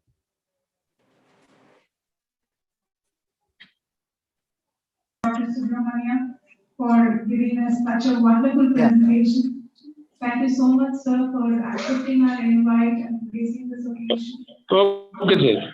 And I thank Dr. B.G. Prakash for chairing this session and wonderfully carrying it forward. Thank you so much, sir. Thank you very much. Thank you. Dr. Anis as well as Dr. Madhavi Reddy for inviting me for this particular e-conference. So thank you very much. Thank you. Thank you, sir. Pleasure, sir. Okay, thank you, sir. Thank you. Thank you, madam. Pleasure. Subramanya, sir, please, can you stop the screen share? Yeah, all right. Thank you so much, sir. We will now begin our second session, that is by Dr. Priyanka Rogi, and may now request Dr. Shobha to introduce our chairperson to our esteemed audience.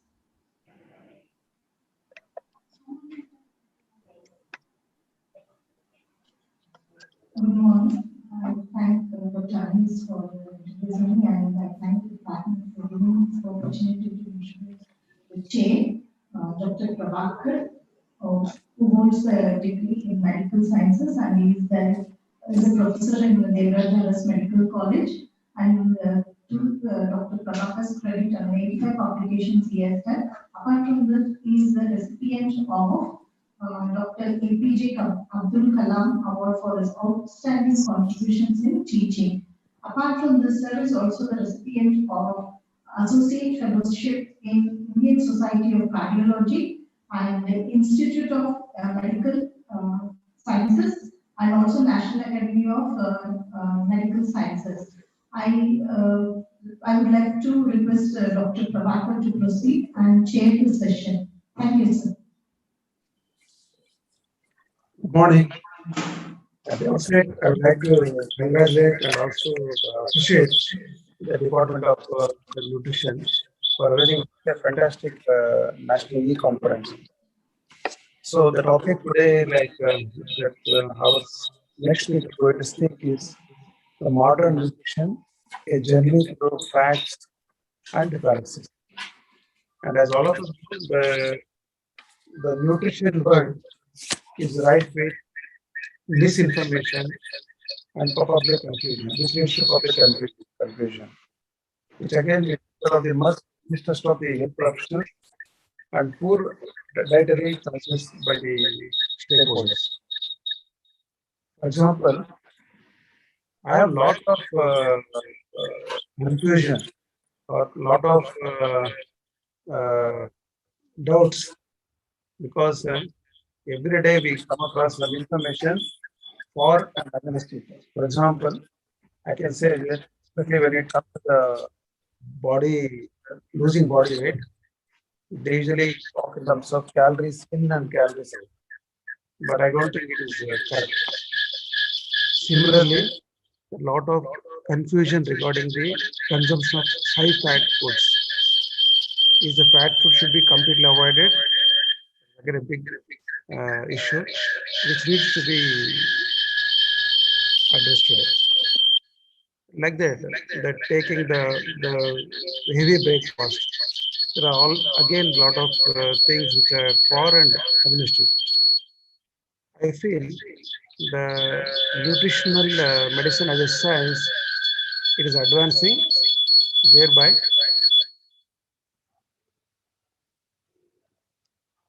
it needs the conferences like this to see that all our doubts and all our myths and all our fallacies should be wiped out by the eminent speaker. For that, we have today an eminent speaker, Dr. Priyanka Rohatgi.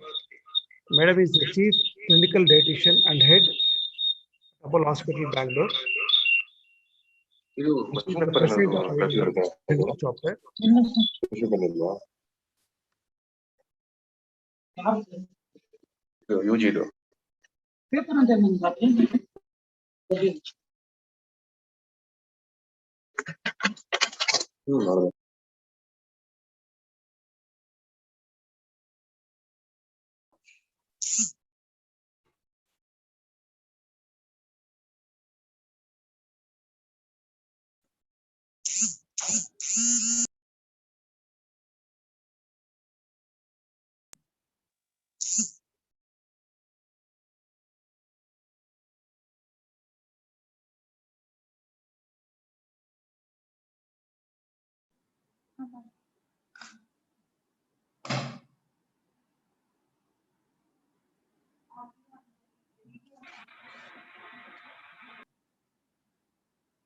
Sir, is it audible?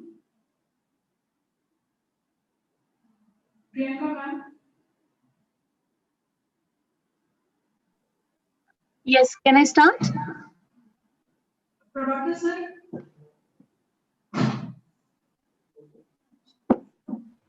Prabhakar sir, and she has on the editorial board of New Scientific Publications, and she's a contributor for so many articles, both press as well as print, and as many as 50 research publications to her credit. It is a great pleasure, madam, having you here for coming, for going to give us or enlighten us the topic that is modern nutrition, a journey through facts and fallacies. I am very much interested to listen to you, madam. It's over to Dr. Priyanka. Thank you so much, Dr. Prabhakar, and I'm grateful to the organizers for such an interesting topic and giving me an opportunity to be with all of you today. So without further delay, I'd like to take you through the topic that has been allocated to me, and that is about the modern nutrition evolution. Now, as much as we all understand that nutrition plays a very, very important role, but we need to understand how our traditional practices have been really good and how certain new evolutions have also helped us in developing a better nutrition protocol in treating our patients. So if we understand, we've had a lot of history towards our present today. And if we say that we are not makers of history, but we are made by our history, would not be incorrect.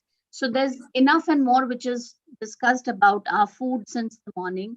And without taking much of the details as to when which nutrient was evolved, we understand that a play around and an imbalance with our traditional practices has led to a lot of non-communicable chronic diseases.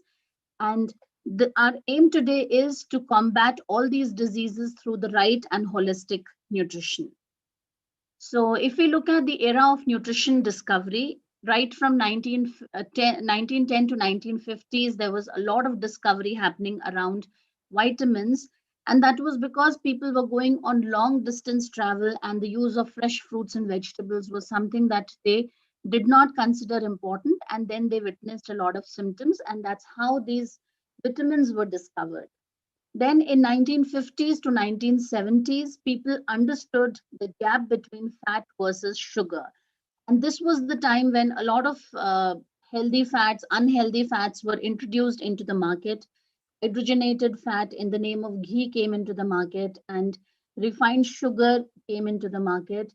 People understood that there was something called protein, which was, getting skimped or deleted in our meals, and that was very important to be a part of our staple diet. So this goes back a long history to tell us more about our diets.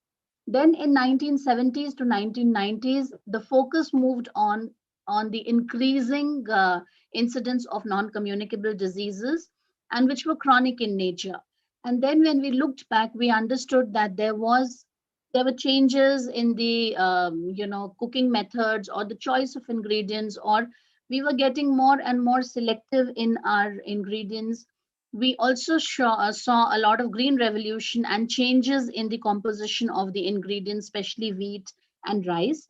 And we had forgotten our millets to some extent. And this was particularly the reason that why supplementation came into market. And then from 1990s to the current day, we are continuously debating about the dietary patterns, the double burden of malnutrition. At one side, we have lots of deficiencies, and on the other side, we are talking of battling obesity. So a lot of work has gone in. But unfortunately, most of our Indian work, which talks about traditional foods, and we heard so much of interesting talks and points of deliberation since morning, but we do not have large sample data size or these right researchers published into the public forum for everybody to have an understanding.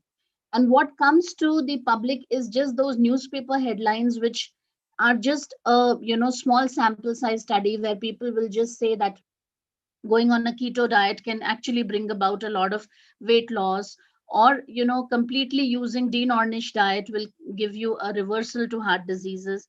We really don't know because we don't have enough data on the Indian population. And the authentic data, which is lying with the rich resources, needs more and more public printing so that the reach out is much, much better from the lab to the land. So what is the nutrition or future of nutrition science? Now, everything rotates around our food. What is our food composition? What is our food habits, our dietary patterns, the nutrients that we are using? And we've come across a lot of these fancy terms or jargons, which we are picking on and trying to get westernized eating patterns, forgetting that a lot of these same nutrients are present in our Indian households also. Like the terms prebiotics, probiotics were introduced in the form of those spores or encapsulated forms, whereas we have our kimchi, we have our idli, dosa, dhoklas, and a lot of these foods which are rich in probiotics along with the curd and a right mix of carbohydrate can give us a best strike of pre and probiotics. When we talk of gut microbiota, we don't really have to depend on soluble fiber coming from quinoa or oats. There is lots available in the Indian millets, which is underestimated and is not really promoted the way it has to be. So the way forward is, use of all these natural plant-based foods to promote the use and get the benefits of these flavonoids and bioactive substances that are present naturally in our traditional eating patterns. Personalizing our nutrition in terms of the activity levels, because though the genetic makeup has been somewhat mutating, but overall our exercise or our physical activity has undergone massive change, and most of us are now, on an average quite sedentary. So we really need to go into personalized nutrition, consider a holistic approach of understanding the gut health, correlating it with the brain health, and then trying to plan out specific nutrition for various disease conditions and populations. Now, in the hospital setup, the place where I work for the last 2 decades, we've seen a lot of evolution in the critical care space also. Now, here we've had a lot of good things which have come in with the modernization. Earlier, when we started way back 20 years back, there were only kitchen blends which were understandable, and people did not really know what kind of food has to be given in the tube feed. So what really were the practices then was just making an egg flip, taking raw egg, beating it up with a little milk, making that froth kind of a thing and trying to administer into the tube. So those were the only options available, or trying to crush a little fruit into the milk, or a little bit of water and making a fruit juice or a milkshake, or different kinds of ganjis, be it rice ganji, ragi ganji, rava porridge, or the khichdi that we make, just blenderize it with little curd and try to administer into the tubes. Now here, this kind of traditional preparations not really fulfill our goal completely, for the simple reason that we were not very sure of what we are delivering. Now, when we do it for masses, like in a hospital, when we are trying to blenderize a khichdi using water or curd and trying to make it to the consistency, we really do not know what is the actual nutritional content compared to what we are calculating it on paper, because there's a lot of manual handling, dilutions. There are changes in the osmolarity. There are changes in the way the food is being handled. If there is milk added, they can contain lactose, or there may be microbial contamination because of the hand hygiene followed by the F&B staff. Sometimes the preparation may be a little thick, sometimes it may be a little thin, and we really did not know what was the nutrition delivery that we really calculated on paper vis-a-vis what is being delivered into the patients. So in such a scenario, we all evolved out and moved from blenderized feeds into the formula feeds. Now, in the formula feeds, we actually had a less cumbersome, easy to prepare, well documented, osmolarity measured, and exact delivery of what we had planned with very minimal manual intervention. And we could have choices of lactose free and gluten free. Now here we would like to go with this change vis-a-vis the old pattern of feeding, because this was very measured. It had its goals which could be delivered and could really make a difference in the average length of stay in the ICU or in the ward, and no diarrhea episodes. So we could really plan out in the exact delivery of nutrients. Whereas when we were looking at blenderized feeds, almost 6-7 years in the beginning of my practice, even I have used a lot of these kitchen feeds in our setup. But we realized that we were having unpredictable nutrient contents. It was quite difficult to actually reach out to the exact nutrient, because if we were looking at a phosphorus rich formula, or if we were looking at sodium reduction or a calcium rich formula or a high protein, we got it from the food which had holistic nutrition. So we could not really reduce or increase one particular nutrient. And it was showing a day-to-day variability. There were deficiencies in certain essential vitamins. So we were not able to get the complete delivery of what we wanted. Plus the viscosity on a day-on-day basis could vary because there was a human intervention. We all prepare our own food, and every day the same preparation, no matter how many times we prepare it, does not come out to be the same, right? So that was the reason we moved on from blenderized feeds to commercial feeds. And we have quite a bit of documentation saying that, there is high microbial contamination. So this was one of the traditional practices which was changed for good in most of the hospital settings. There was high bacterial contamination in blenderized feeds because, of course, it's a food. Now, when you try to hang the food or administer it over a period of 3 to 4 hours, there is a holding time, and there can be, depending on the composition of the food, there can be growth of the bacteria into it if it is little high on sugar, or the combinations together. If the protein is cooked with the carbohydrate, there can be Maillard reaction. So these things reduced our dependency on the traditional methods of blenderized feeds. And there was calorie density calculation. So on an average, we realized there was a huge gap between what we planned on paper vis-a-vis what we were administering. And this gap, not only in proteins, but also in carbohydrates, led to a lot of gaps in our goal calculation for such patients. So what we aimed at was looking at the right nutrients, looking at the importance of therapeutic diet, and moved from blenderized food to foods which were measured, maybe in the powdered form as commercial formulations. Some people looked at it as an additional cost, but trust me, if it reduces your one-day cost of hospitalization, it is worth giving it a try, because you're not witnessing the day-to-day variability, you're not witnessing the osmolarity-related diarrhea. You are trying to introduce the natural food, but you're not providing an inconsistency in the nutrients. So we were able to actually deliver what we had calculated. And safety-wise, when we did the studies, it was documented that they were microbially much, much safer compared to the people who were given blenderized feeds. There were quite a few reasons for that: handling technique, unsanitary equipment, unsterilized ingredients, improper storage and hang time, and formula manipulations. Sometimes when there were diarrhea, very thin khichdi with just buttermilk reconstituted was given. So that was hardly delivering anything, and we were just getting the satisfaction of giving something to the tube. So care and cleanliness and safe handling were some important parameters, which in the modern times have really evolved, and we are very grateful that we have some real well spread of nutrients and the supplementations available, which can be used in patients to get them better recovery. However, this also gives you a better hang time, because most of it is in the powdered form, calculated, sterile. So even if you use it in the open or closed system, it really gives you a better hang time, and you're able to reduce the manual intervention and nursing help needed in such cases. And microbial contamination was also much lesser when we were moving from blenderized to commercial feeds. So these were a few more ideas on how this thought had helped us in recovering our patients, calculating the viscosity of the feeds, reducing the complications with the thickness of the tube in terms of the viscosity of the feed. And overall, if we calculate the cost versus the hospitalization cost, yes, the commercial preparations came at a little cost, but looking at the cost of the hospitalization, this was really a significant parameter to consider.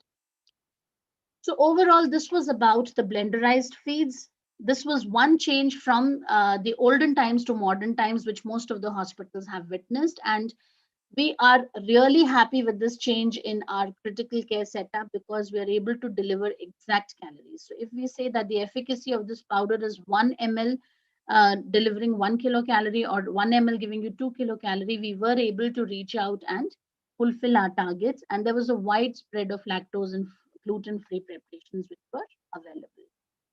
However, this was about the critical care. But when we come to overall nutrition, we do not really have to undermine the importance of our traditional eating, which had so many millets, a wide spread of vegetables and fruits. Certain areas did dry the vegetables, like in the desert kind of areas like Rajasthan, we had Kher Sangri. We had a lot of these vegetables which were dried and kept because seasonal fresh produce was not available. Compared to what is modern diet, which would be a packet of chips or a maida and sugar loaded donut or a cake or a bakery product or a pizza, which is high on salt, fat, maida and sugar. So these are no way comparable to the traditional diets that we were eating, which would be a millet-based cereal, which is eaten with fermented products like curd, or the millet could be fermented in the form of rabdi, which was used in Madhya Pradesh and UP side, or sattu, which is used in Bengal, or down south, what we use as javari roti, or the akki roti, or the ragi roti. So these things should be, completely irreplaceable in our diet, because nothing matches up to the better nutrients that we get from them compared to the modernized diets that we have. The facts and fallacies around modern nutrition is that everybody is in a move, and everybody is in hurry, burry, and worry. So ultimately what happens is we want something which is quick and easy on the go, so we do not really depend on our traditional recipes, or we do not have enough exposure among the younger population to prepare these. But this is the point which has to be emphasized, because if we look at the huge burden of non-communicable diseases, diet plays a major important role. And of late, we find very few people who are correct for their body weight. We find so many people overweight and obese under the, margins of the so-called healthy, which is not correct. So we really have to look at the dietary eating patterns. We really have to look at the source of their carbohydrate, not coming from simple carbohydrates like sugars or maida containing food items, looking at their mix of good fruits and vegetables, millets, pulses, so that we are able to revive back our traditional eating habits and give them a good meal on a 3 times a day platter. Understanding traditional versus modern cooking, we will have to come up with a good database of good traditional recipes which can be slightly modernized. Like if people wish to eat something like a wrap or something like quesadilla kind of a thing, so we take a ragi roti, we take a javari roti, stuff it up with a lot of healthy vegetables. You can put legumes and pulses, rajma into it. You can put some paneer grated in the form, and you can make it in the wrap or quesadilla form, which is something which the current population or the younger population relates to and finds it more interesting and full of variety. And at the same time, it is full of nutrition. So we are not really giving them something which is just corn based or maida based, but we are replacing it with the goodness of the millets, trying to stuff in all the natural food items, not the preserved and packaged food items, and associate that this is the way forward. And we will have to make our traditional cooking a little more convenience recipe based, so that people can easily adopt to it. Now, there's a very interesting publication which talks about the TEP 10 framework, which was published in 2019 to give you the understanding of traditional and modern eating. This paper, if you go through, has almost 106 facets, which talks about the previous literature and how we can combine the international and interdisciplinary perspectives to bring it into practice. So this talks about your conceptualization of traditional and modern eating in terms of what would be the dimension, then the sub-dimensions of fiber incoming from the grains, how to look at sugars, oils, and fats in limited quantity, how to discuss about the unprocessed versus the ultra-processed choices that people are making, and how to move them back into the unprocessed traditional whole grain preparations, looking at the grandma's cooking way, but into easy takeaway meals. So if you're really looking at a sattu to be prepared, so you have easy preparation where, somebody can easily, prepare it and sustain this kind of change in the long term. Looking at the temporal origin, what is recently eaten has to be looked into, and then our traditional cooking methods have to be tweaked around that to give them that satisfaction and sustenance to follow. Trying to use something which is very local compared to what is global. Now, unfortunately, when we try to look for any kind of eating patterns or research papers in specific disease conditions, we come across a lot of these Western foods like quinoa or tapioca or oats being used, because there is not enough published data, or at least in the public domain, there's not much of it available in our grains, in our so many millets that are available. So that helps in assuring people to make local choices which are easily available to them, and giving them a diverse and wide variety of food items so that they have many choices to choose from. Now, this paper also talks about how to implement it. So we have the temporal aspects of how to introduce them in our regular meal timings, snacks, and in between meals, looking at how we can make it a part of eating at home, also out of home. Now, if we look at the current population, say a college going population, not in the pandemic times, but a regular college time, they would depend on something which is available in the nearby kiosk, which could be something right from a chicken shawarma to a wrap to an egg roll to maybe some forms of veg patties or pizzas or sandwiches. Now, they do not have healthy or other choices available, so they pick up what is available to them. So awareness in incorporating these ingredients to make the Western food more healthy with the traditional way would be something that can be considered, and that should be the way forward all of us in the nutrition care space should be propagating. Looking at the social aspects, trying to promote this as a family concept, not just for one individual in the family who has some non-communicable diseases. Looking at cutting down the processed and ultra processed foods like cold drinks and the culture of having a cold drink with a meal. Like now, if you go out and you order something like a burger or a pizza, it comes in the meal form with the French fries and Coke. So if there are healthier options available, if we can introduce good concept building and provide them the options, we can definitely strike balance. Showing appreciation when people are trying to make healthy choices, especially on a family front or in a college peer group, so that that concept of people being health aware is propagated. Looking at concerns about quantity and quality. So this paper is a very beautiful description of all these concepts, which can really be the way forward for us dietitians in bringing about healthy traditional concepts into our modern day eating and making it a sustainable plan. The study also highlighted a lot of traditional and modern eating, which is not categorized by what people want to eat, but how they eat. So we have to look at these things, tweak it around our Indian practices and ensure that we have some ways of implementing it and propagate the concept of holistic approach in diet, which means that health is just not physical eating, it's a lot about physiological, mental, and emotional well-being. So this is something that has to be looked in total aspect, and we have to look at the holistic nutrition, promote every time that all these aspects are really very important when it comes to eating. I don't really have to tell the August gathering here what is holistic eating, but holistic eating is trying to bring about optimal health and well-being by all these concepts of local, unrefined, unprocessed, organically grown. When I say organically, I really don't mean those organic, expensive stores. I basically mean something which we can grow in our balcony, having an approach to pick up from the locally grown stuff so that we really don't make eating healthy a very expensive indulgence.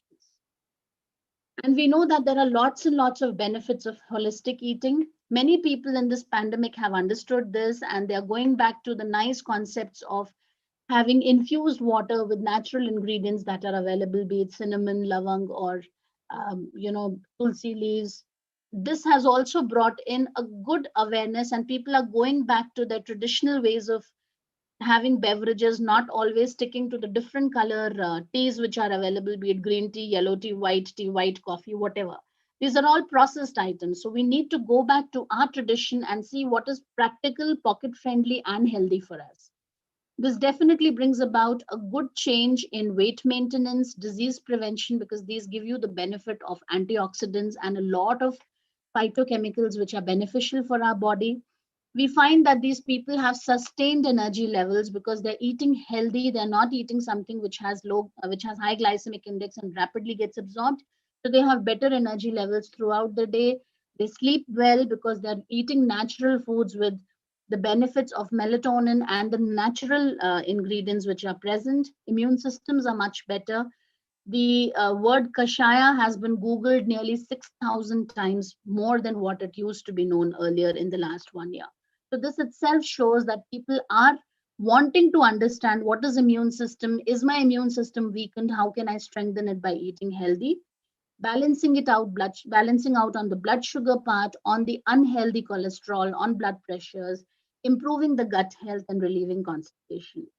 So this is the right time when all of us should make concrete efforts in bringing about the awareness on good health and good eating patterns, incorporating a lot of our traditional eating methods into the modern cooking. Thank you so much. It's an excellent talk, Dr. Priyanka.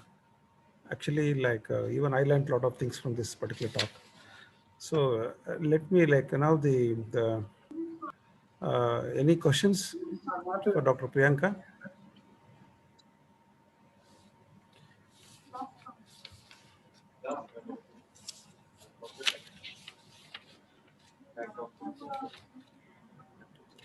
So I have few questions, madam.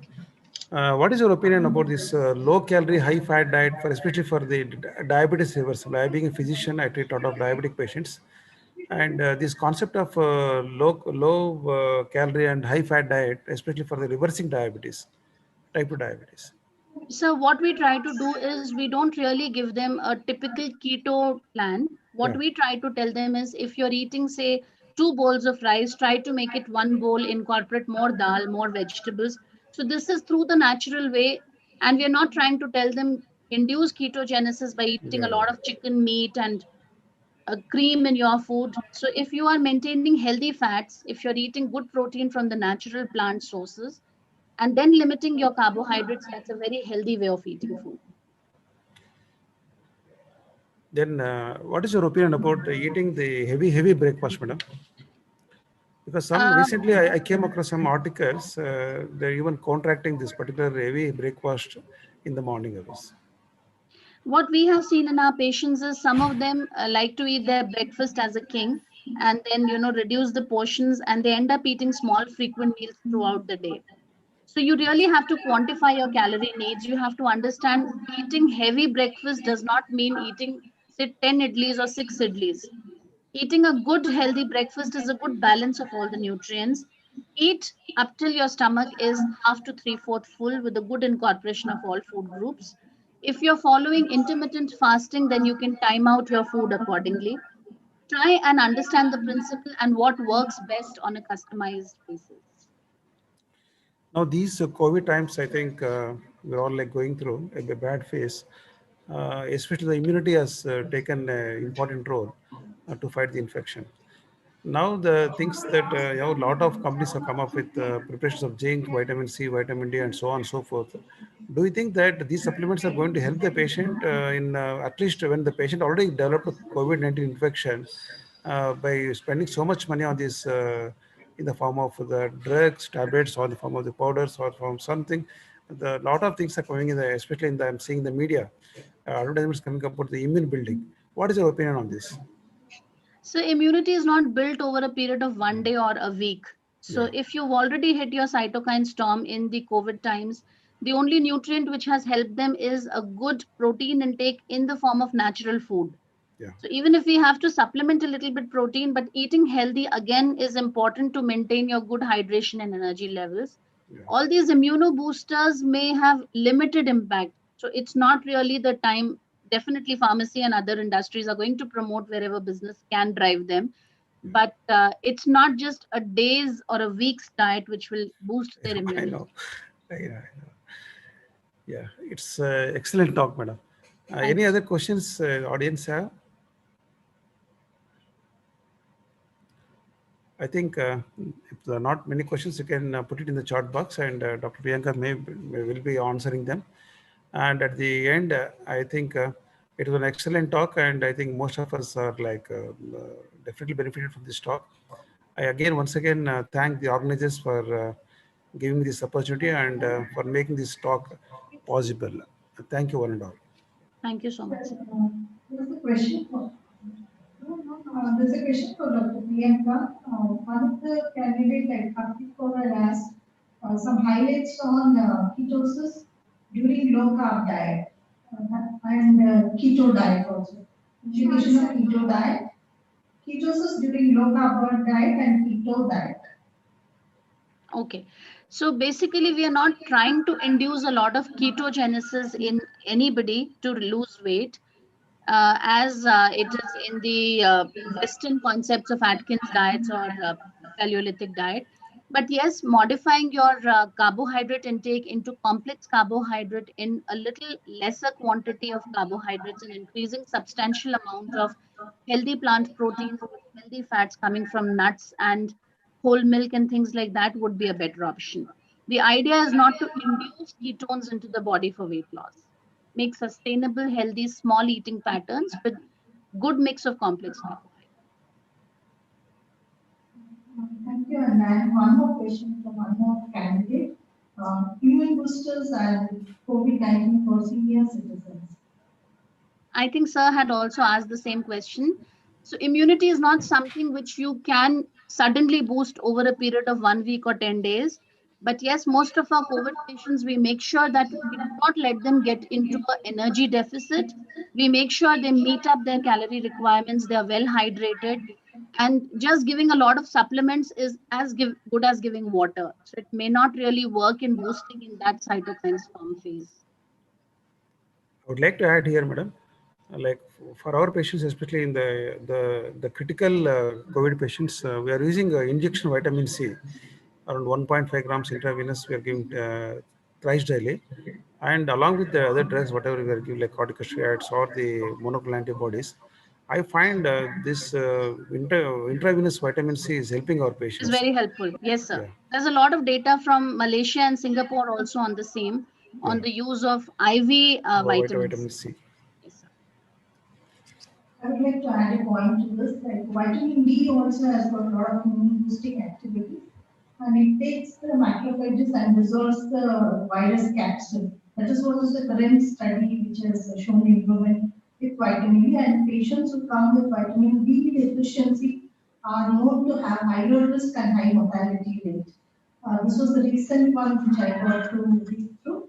So maybe we can highlight on that next. Thank you, Dr. Priyanka, for delivering a very informative session. And I thank Dr. Prabhakar also for chairing the session and making it more informative.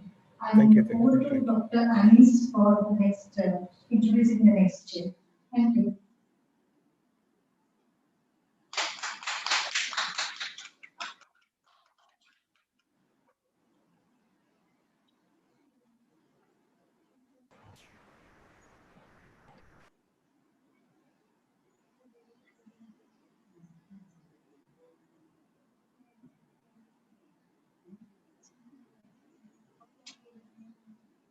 Now, we would start with the third talk of this plenary session.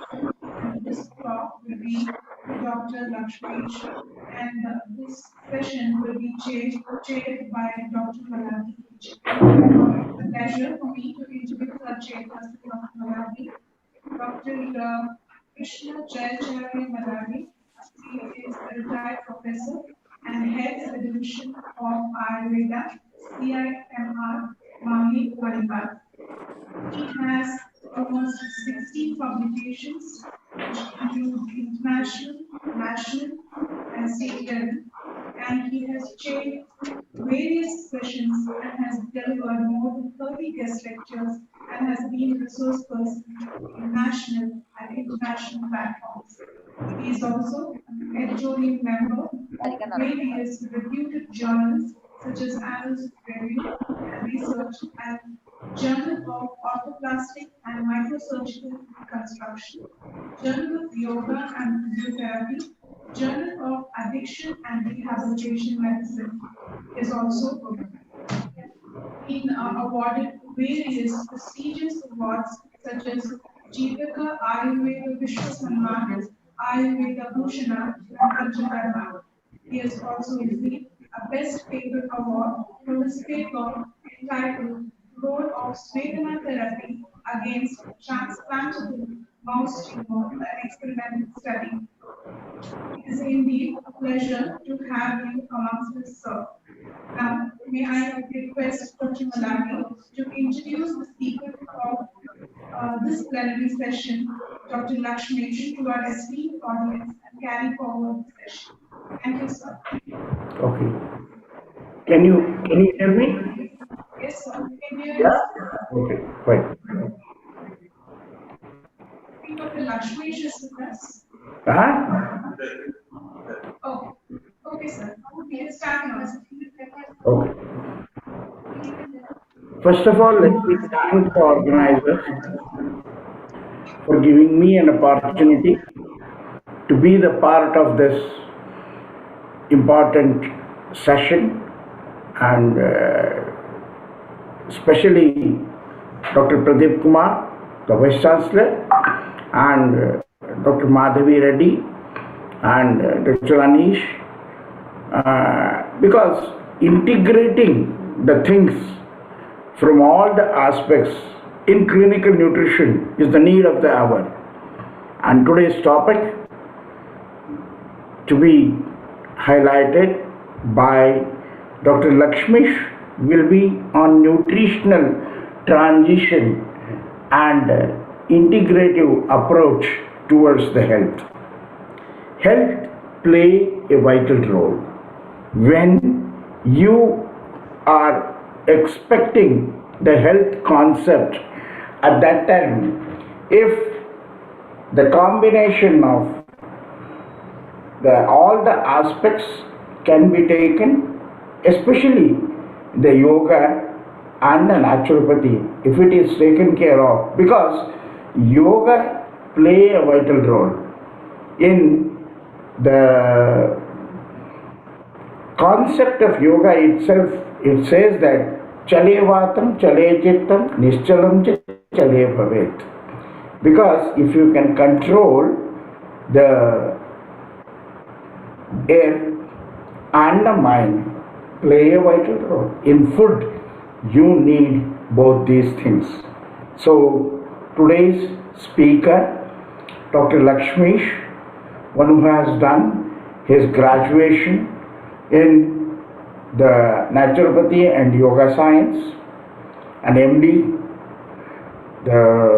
from Dharmasthala SDM College of Naturopathy and Yogic Science, Ujjain, and he is working in SDM College, Ujjain, as an assistant professor and a senior medical officer and head of the research department at SDM College, Naturopathy, Yogic Science, Ujjain. He's conducted several health awareness and yoga camps in local areas, which is the need of the hour. In addition to conducting several observational studies on the patients, published several research articles in different indexed journals, written articles in Karnataka Vikasa at Karnataka government, published magazines, presently working as associate professor, come vice principal and senior medical officer at Patanjali Maharshi Naturopathy and Yoga Medical College, guiding many PG scholars for their post graduations. So let us hear how he will be highlighting today's topic and enlighten us, and at the end let us have a fruitful discussion from the participants. Over to Dr. Lakshmish. Thank you very much, sir. Am I audible? Yes, sir. Yes, sir. You're on. Okay. Thank you very much for the opportunity. Thank you, Dr. Krishna Malagi, sir, for your brief introduction on me. I welcome you all for my presentation.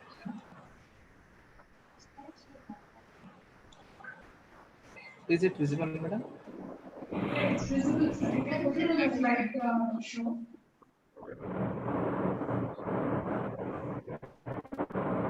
Yeah. It's visible.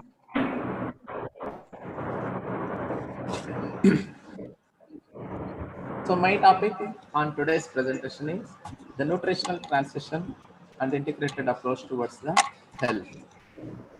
So when I asked for the presentation, I was just thinking what would be the better topic for the presentation.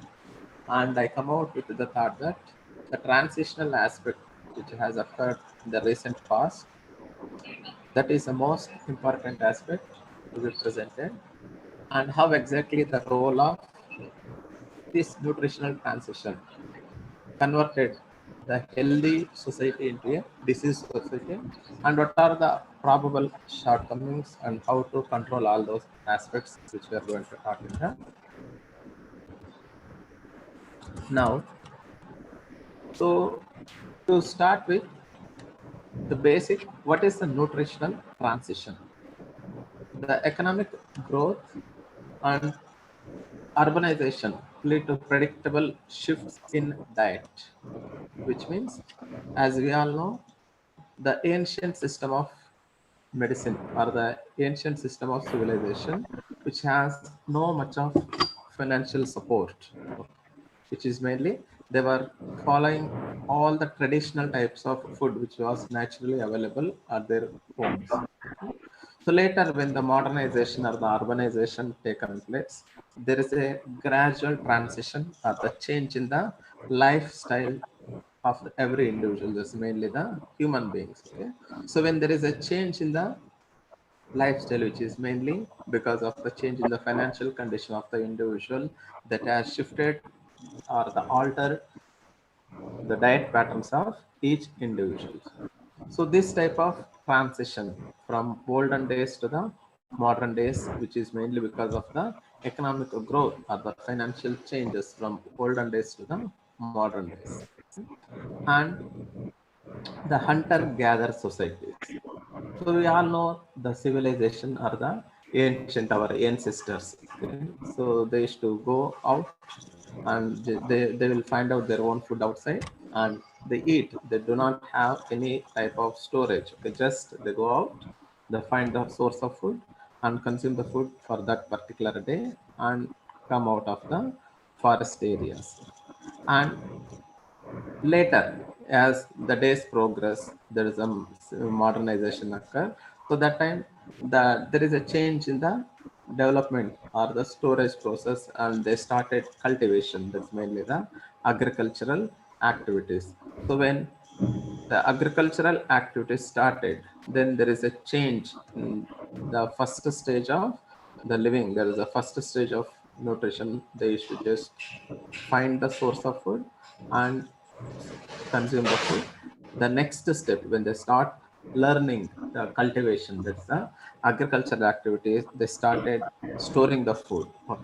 So like that, there is a gradual from one step to they have shifted to the next step. That is mainly for the storage of the food. Now, because of this transition, what happened? There is a constant progress or the deterioration in the health condition of the individual. So when we look into the earlier generations, like say for example, fathers, forefathers, grandfathers, okay. So when we compare one generation's health status to the next generation health status, the health is getting deteriorated generation to generation. Okay? So that's mainly because of the altered patterns or the change in the nutritional aspect or the change in the food habits of the individual. So when we talk in naturopathy, the what could be the basic cause for this development of or the problem is number one, we talk about mainly the wrong food habits. So when we talk about the wrong food habits, we're all moving in a fast society or the rushing society. So everywhere the prepared food is available, which means when we go, when we are hungry, just we pay some amount and eat some amount of food. Okay, so which is nutritious, not nutritious, we do not bother. Just when you are hungry, go and have some food. Okay? And the main aspect of this wrong food habits is consuming the low calorie or the food which is having high fat and completely having the wrong nutritional aspect in the individual. The second cause for the lifestyle diseases, mainly the chronic lifestyle diseases, is the faulty nutrition. That's in naturopathy we call it as a imbalanced nutrition. Okay, so this imbalanced nutrition, which might have high amount of trans fatty acids or sometimes foods that contain more amount of carbohydrates, some foods which have more amount of proteins, okay, which is completely imbalanced nutritional food. Okay. And mainly they go for the junk food consumption, so which is easily available for the individual and easily preparable. And the third one is the chemical food. So what's the meaning of chemical food?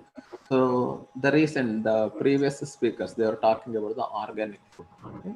So the chemical food, when we say you go and have the natural fruits or natural vegetables, they are, while they are growing, they are using more amount of pesticides, they are using more amount of insecticides. So because of that, what is happening, whatever the fruits or the vegetables which you get from the market, or which we, even if we get directly from the agricultural field, they are almost having the chemicals in their components. Okay, so because of this, what is happening, the individuals, even though they consume the natural amount of food, there's whether it's a green leafy vegetables or fruits, they have eating along with the natural source, the pesticides or the insecticides, without their own knowledge, is entering into the body. So because of all these aspects, what is happening, the individual is developing the more and more amount of chronic lifestyle related disorders. So you can look into the picture. So because of changes in the environment, so earlier most of us are aware of the natural appetite. So every individual, whenever the body requires the absolute energy, so individual develop the appetite or the hunger. Okay. So in naturopathic view, we consider two different types of appetite. One we consider as a true appetite, another one we consider as a false appetite. So first, when we talk about the true appetite, okay, so let me give the brief idea of the true appetite. So you can just look into the picture, energy intake and the energy expenditure. Okay. So whenever you consume any type of food, when it is produced complete energy, and when all the source is completed and the individual completely develop the hungry or the appetite, where he has to consume some amount of food for the production of energy. Okay, so that type of appetite we call it as a true appetite, which means when body is in absolute requirement of energy, the individual develop the appetite. This type of appetite we call it as true appetite. The second one which we are talking about is mainly the second one, the false appetite. So what is the false appetite, or what do you mean by false appetite? It is mainly the individual develop the hungry or the appetite because of any external stimulus. Okay. So what do you mean by this external stimulus? So as we all are very aware of, this is mainly because of any type of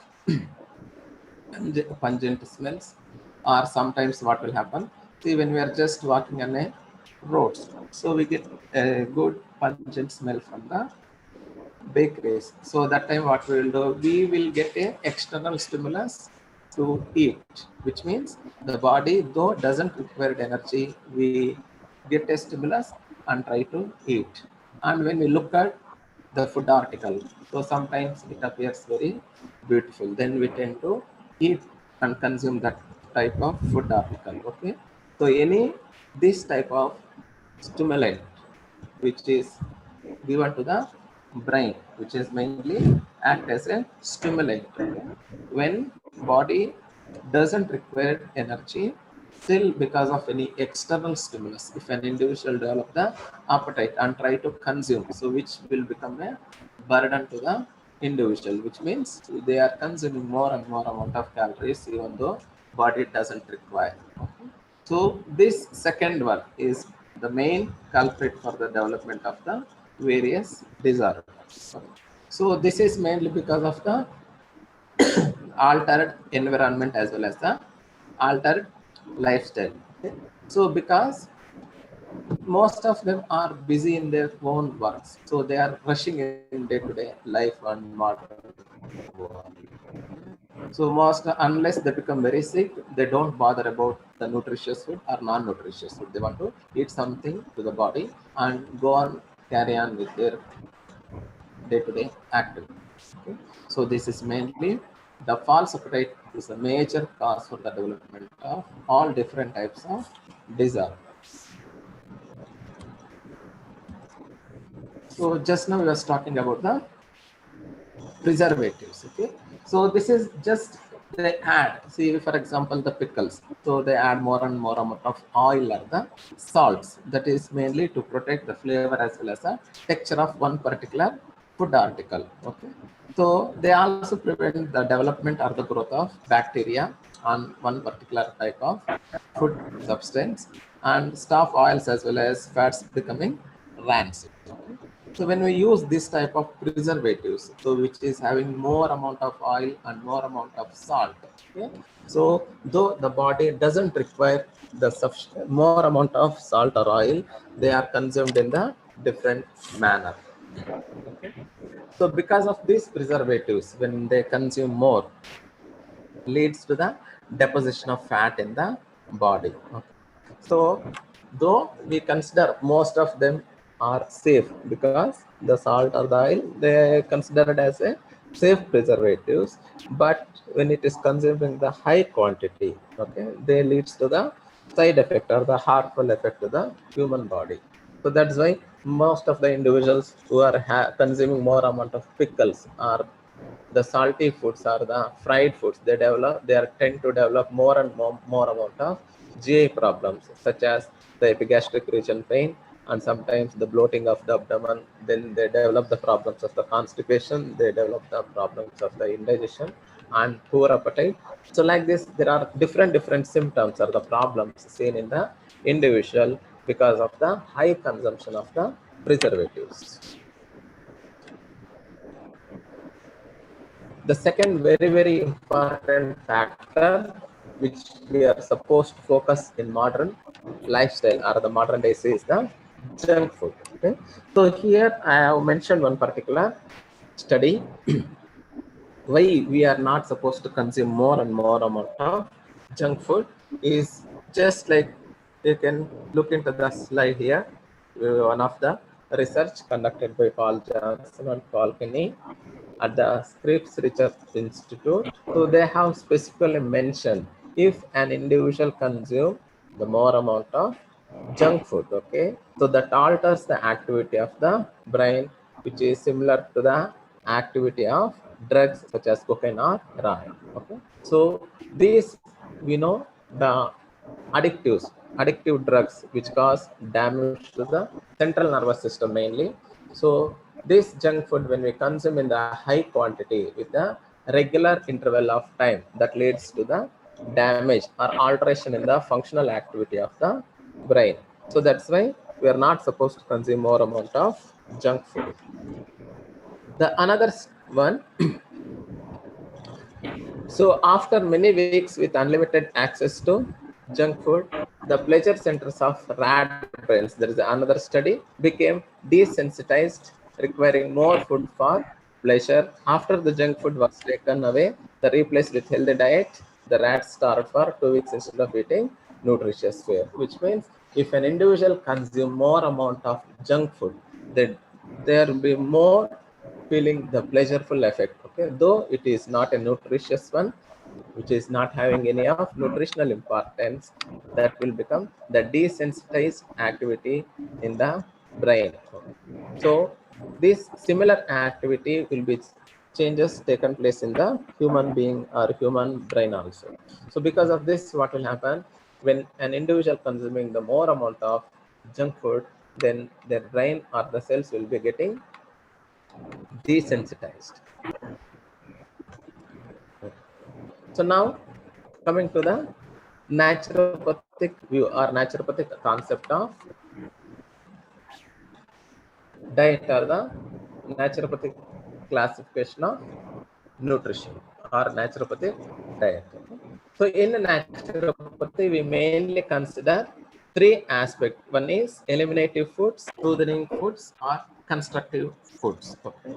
So most of they might not be aware of these different terminologies, that is the eliminative foods, soothing foods, constructive foods. Okay. So first, when we talk about the eliminative foods, that's the fasting. Fasting means most of them will be aware about the religious fasting. Okay.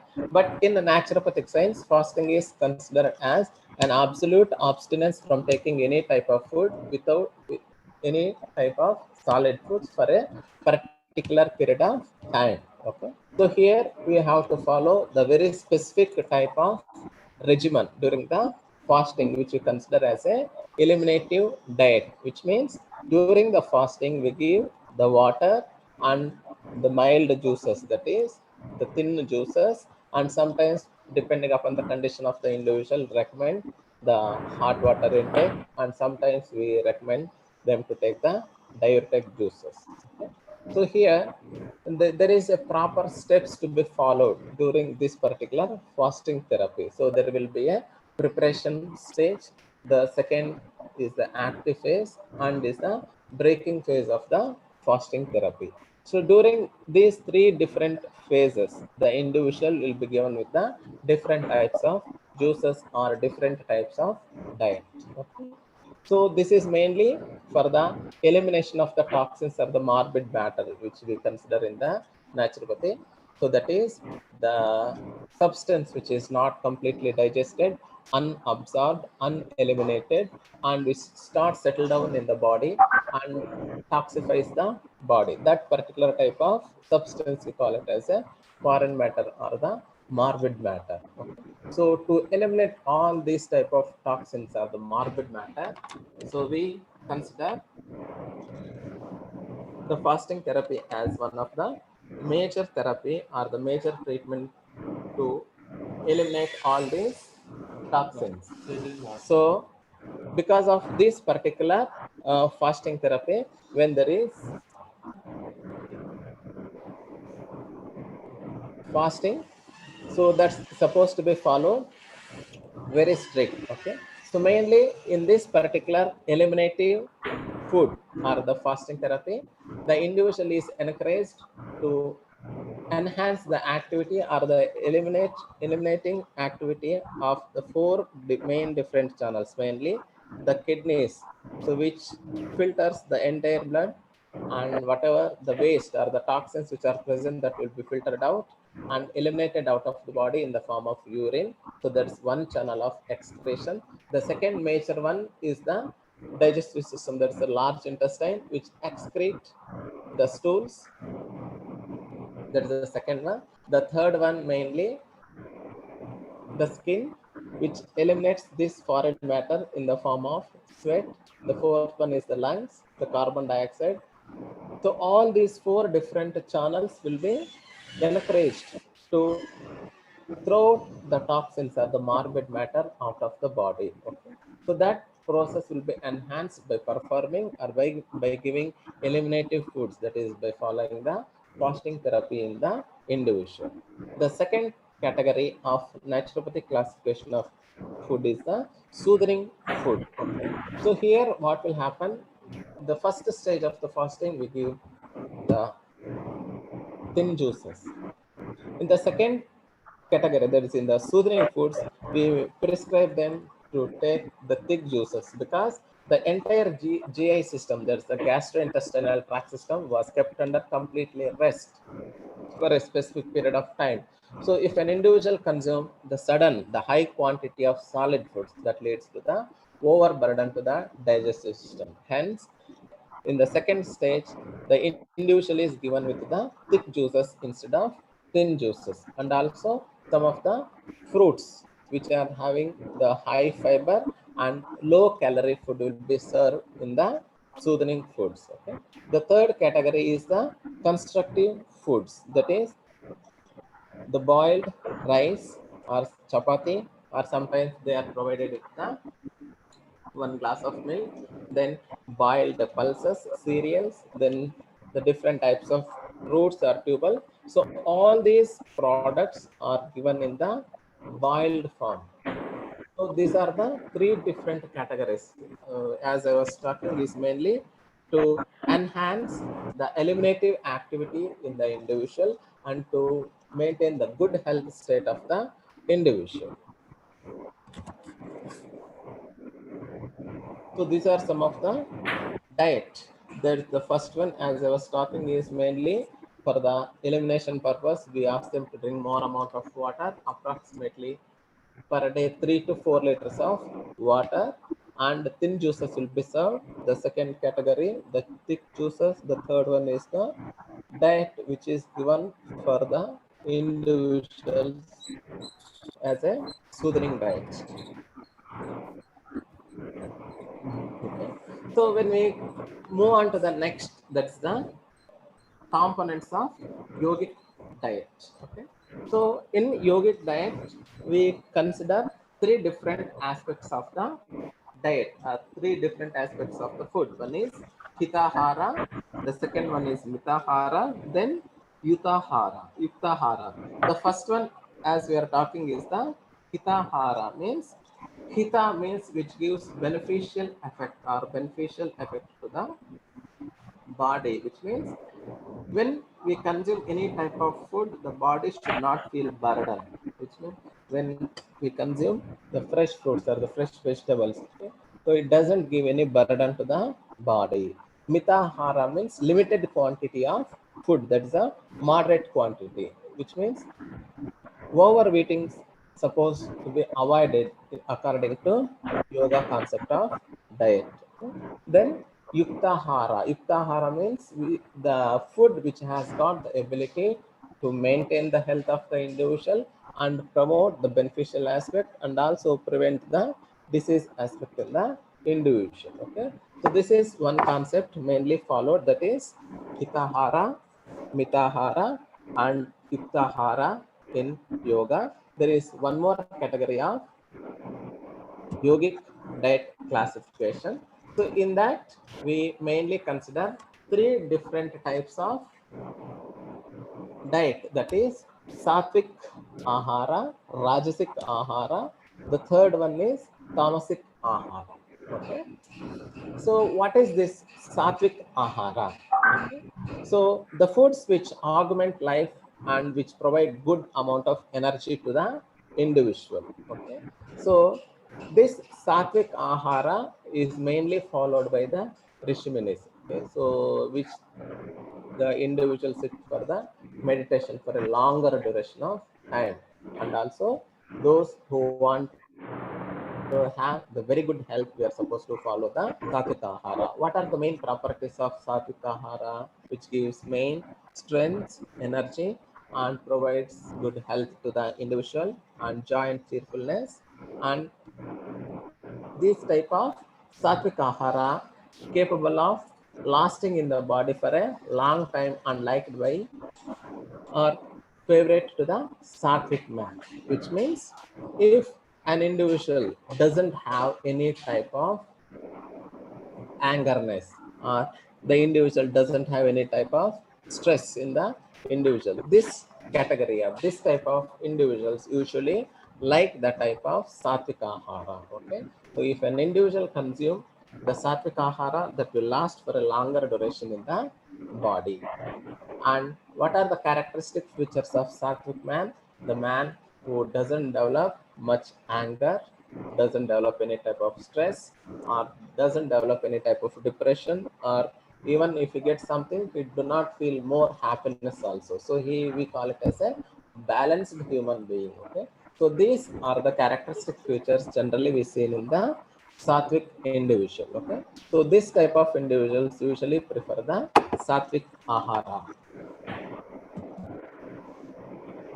So if we can look into the picture, so here mainly we have the fresh fruits or the fresh vegetable.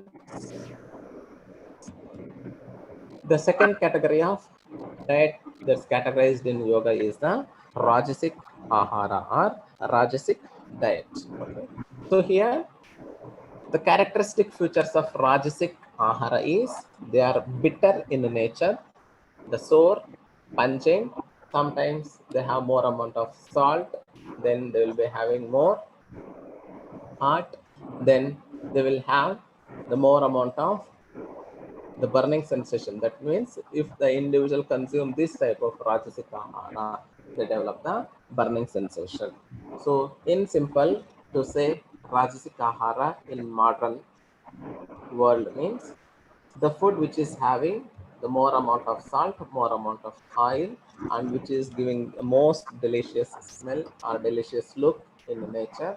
So that type of ahara, which means which give any external stimulus to the individual for the consumption. So that type of foods we categorize as a Rajasic ahara.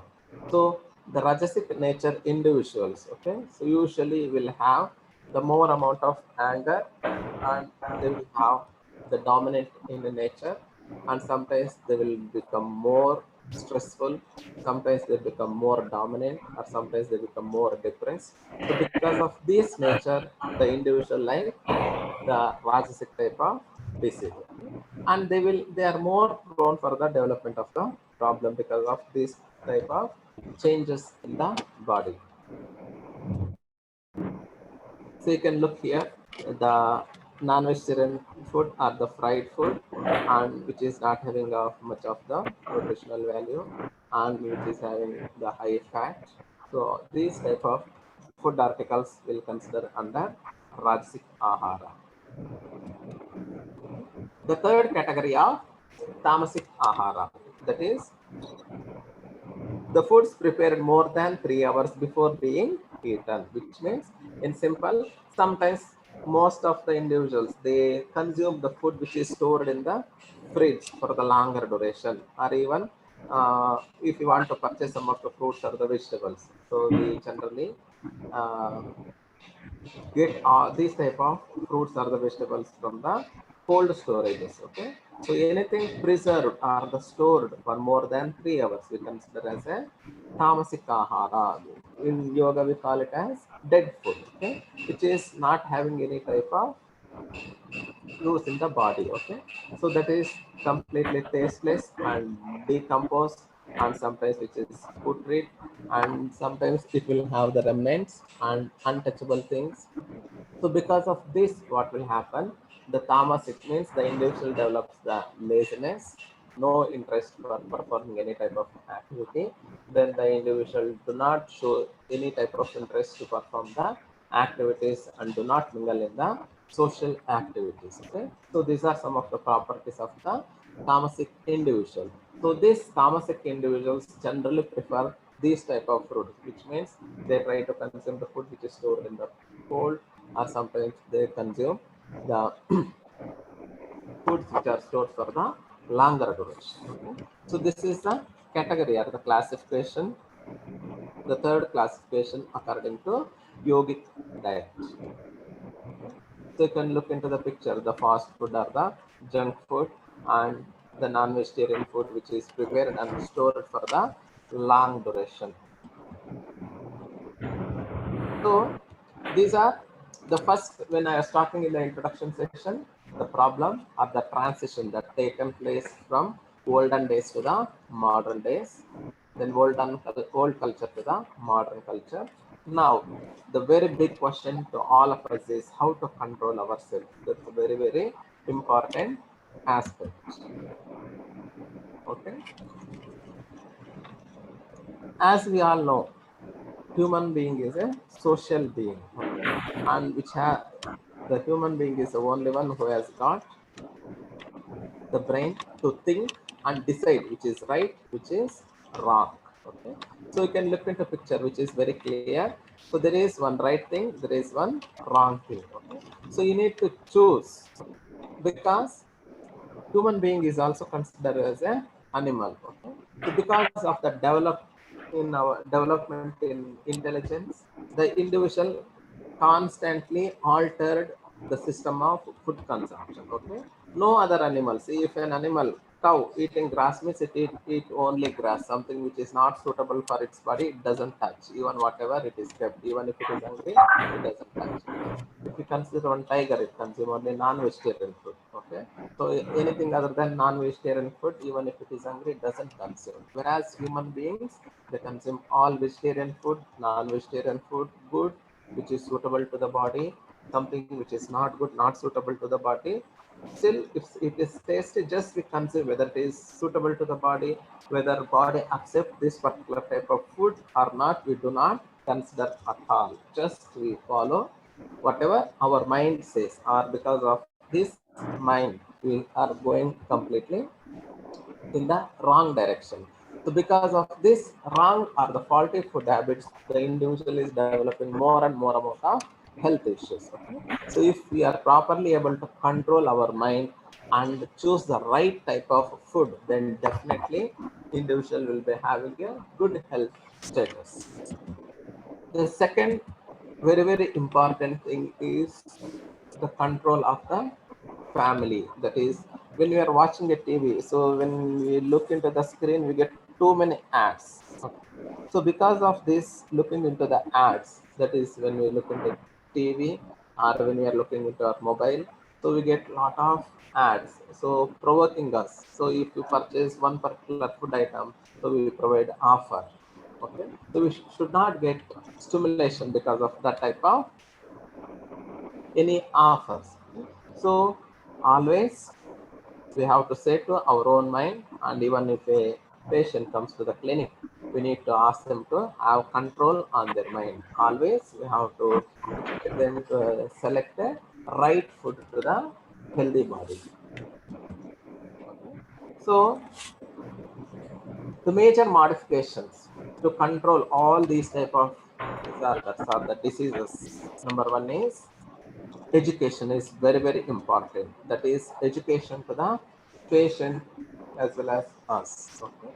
So they do not have the proper knowledge. Okay. I was talking because because of the modernization, most of the individuals do not have time to think of what is right, what is wrong. So at least when they come to the hospitals, when they come to us, we need to give them the right path. So we need to give the correct education, which is the right food, which is the wrong food, and how they are supposed to implement all those type of activities in their day-to-day life. Okay? If they are not able to follow, then we are supposed to ask them to come back to the clinic and keep with us for a span of 10 days, 15 days, and give them the best type of diet which is suitable to the body, and educate them, and we need to make them practical, feel the change in the body after giving the healthy diet to the individual. So education to the patient or the public is very, very important modification which we are supposed to follow, especially in the modern world today, which is most required. The second very, very important thing is right way of eating. Okay, so most of the individuals, they doesn't know the how to eat. Okay, the first question is the quantity of consumption of food. How much quantity the individual is supposed to consume the food, they do not know. Okay, so in naturopathic context, we mainly focus on the consumption of food for the half stomach. That is, half stomach of the half of the portion of the stomach supposed to be filled with the solid food. The rest of the quarter portion liquid, and remaining quarter portion supposed to be kept empty. So this is the recommendation generally will be given to the patients. I repeat again, the half of the stomach given with the solid food, the quarter portion with the liquid, and remaining quarter portion kept empty. Okay, so this type of education we are supposed to give. The second important thing is the timings of the food. Okay, so as we all know, we are supposed to eat at least minimum 2 hours before sleep. Okay, so because of the late night eating, late night parties, they consume high quantity of food, and they do not give any type of minimum activity to the body. Just in the late nights they consume more food and come back to home and sleep off. That is one of the major cause for the development of the disorders. Okay, so we need to educate them regarding the timings. At least 2 hours before the sleep, they are supposed to consume the food, and regular intervals of feeding the body is very, very important. Okay, if not the specific time, at least within a half an hour difference, they are supposed to maintain the same timings of food every day. Okay, the third aspect is seasonal and regional food. Okay, so What is the seasonal and regional foods? We give education or we prescribe the diet depending upon the region or season.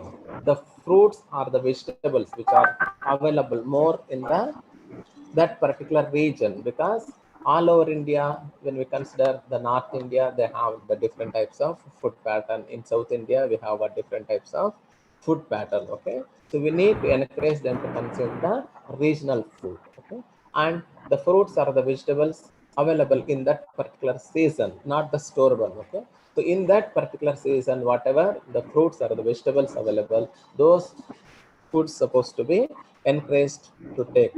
Okay, and also follow the traditional foods. Okay, the traditional foods which our grandfathers or grandmothers they used to follow, that type of traditional foods we are supposed to consume. Even in the modern days, there are so many research articles they have found that traditional foods have got more nutritious value than the modern foods. Okay, the another modification what we are supposed to follow is the wait for the body signal, which means most of the individuals they do not follow the body signal. Okay? If the individual do not develop the hungry, then do not eat.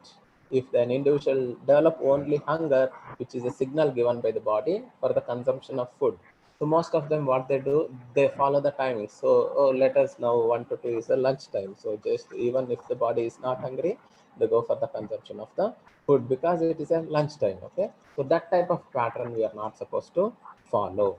The last one is the listen to the body, which means when the body, if there is a problem in the digestion, so then also individual do not feel the hungry or the appetite is not seen in the individual. So that time the individual should not consume the food. Okay, so these are some of the modifications which we are supposed to follow and give education to the patients as well as for the public for the betterment or to gain the good amount of health to the individual. Okay, and the future of medicine, which is mainly the integrative medicine. Okay, the main aim of the conference was the integration of all these different types of the modern nutrition, Ayurvedic concept, the naturopathy or the yoga concept of diet, and also Unani concept of diet. That is the integration of all the system, which ultimately requires benefit to the patient or to the public. Okay, so there is a say by Thomas Edison, that is, the doctor of the future will give no medicine, but will interest his patients in the care of the human body, in diet, and the cause and prevention of the disease. Okay, so ultimately this will become the major thing. Okay, so even if an individual consumes the medication, okay, so along with medication, if they follow this type of diet or if they listen to the body, then definitely the individual will develop the good health in the individual. Okay. So if anybody has any questions, please ask me.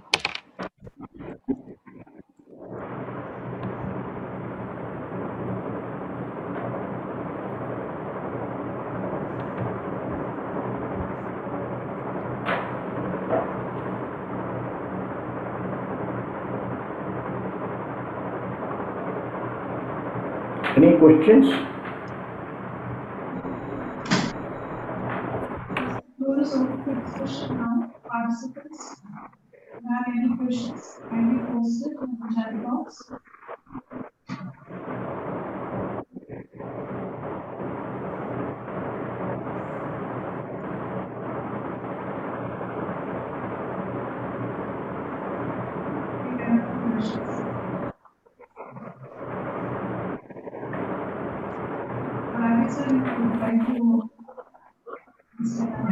Okay. No questions? No questions. No questions? Okay, fine. Then Dr. Lakshmi? Yeah? Yes, sir. So he is in the stipulated time, he has highlighted the need of the hour to the topic from nutritional transition highlights and fundamental concepts of causes of chronic lifestyle diseases he has convinced it to the in methodologically and what is wrong with the junk food, which nowadays people should know. That has to be highlighted, especially when he put up that picture itself. That itself explains very well which should be taken, which should not be taken. That is left to the individual whether to come to the doctor or not come to the doctor. And your naturopathic type of foods as per the individual needs has been highlighted very well, and sattvic, tamasic and rajasic foods, how they should be consumed, and tamasic and rajasic food, how they should be left out, and we can go for the sattvic foods in a phasal manner, and we should continue to take the sattvic foods. That is the need of the hour. Okay, and in how to control in today's scenario with the modifications has been highlighted very well. If anybody is interested, they can contact him, and he will be the right person to tell you in detail. Thank you for giving an opportunity for the organizers to chairing the session this, especially to Dr. G. Pradeep Kumar, Dr. Madhavi Reddy, Dr. Anish, and all the organizers. Thank you once again. Thank you, sir. And I take this opportunity to thank Dr. Rani sir for chairing this session. And I also extend a very heartfelt thanks to Dr. Rashmesh for accepting our invite and handling such a beautiful, extensive and elaborate presentation on this topic. Thank you so much. And I would now request all the participants to log in tomorrow, and those who are giving their oral presentation, kindly log in at 2:30. The links which are provided. So tomorrow's session will begin at 10 o'clock, and the oral sessions today will start at 2:30. First session will be on traditional nutrition. Second session presentation for COVID presentation will be on emerging trends in therapeutic nutrition. So looking forward to meet you all tomorrow and oral presenters. Thank you so much. Thank you so much for joining.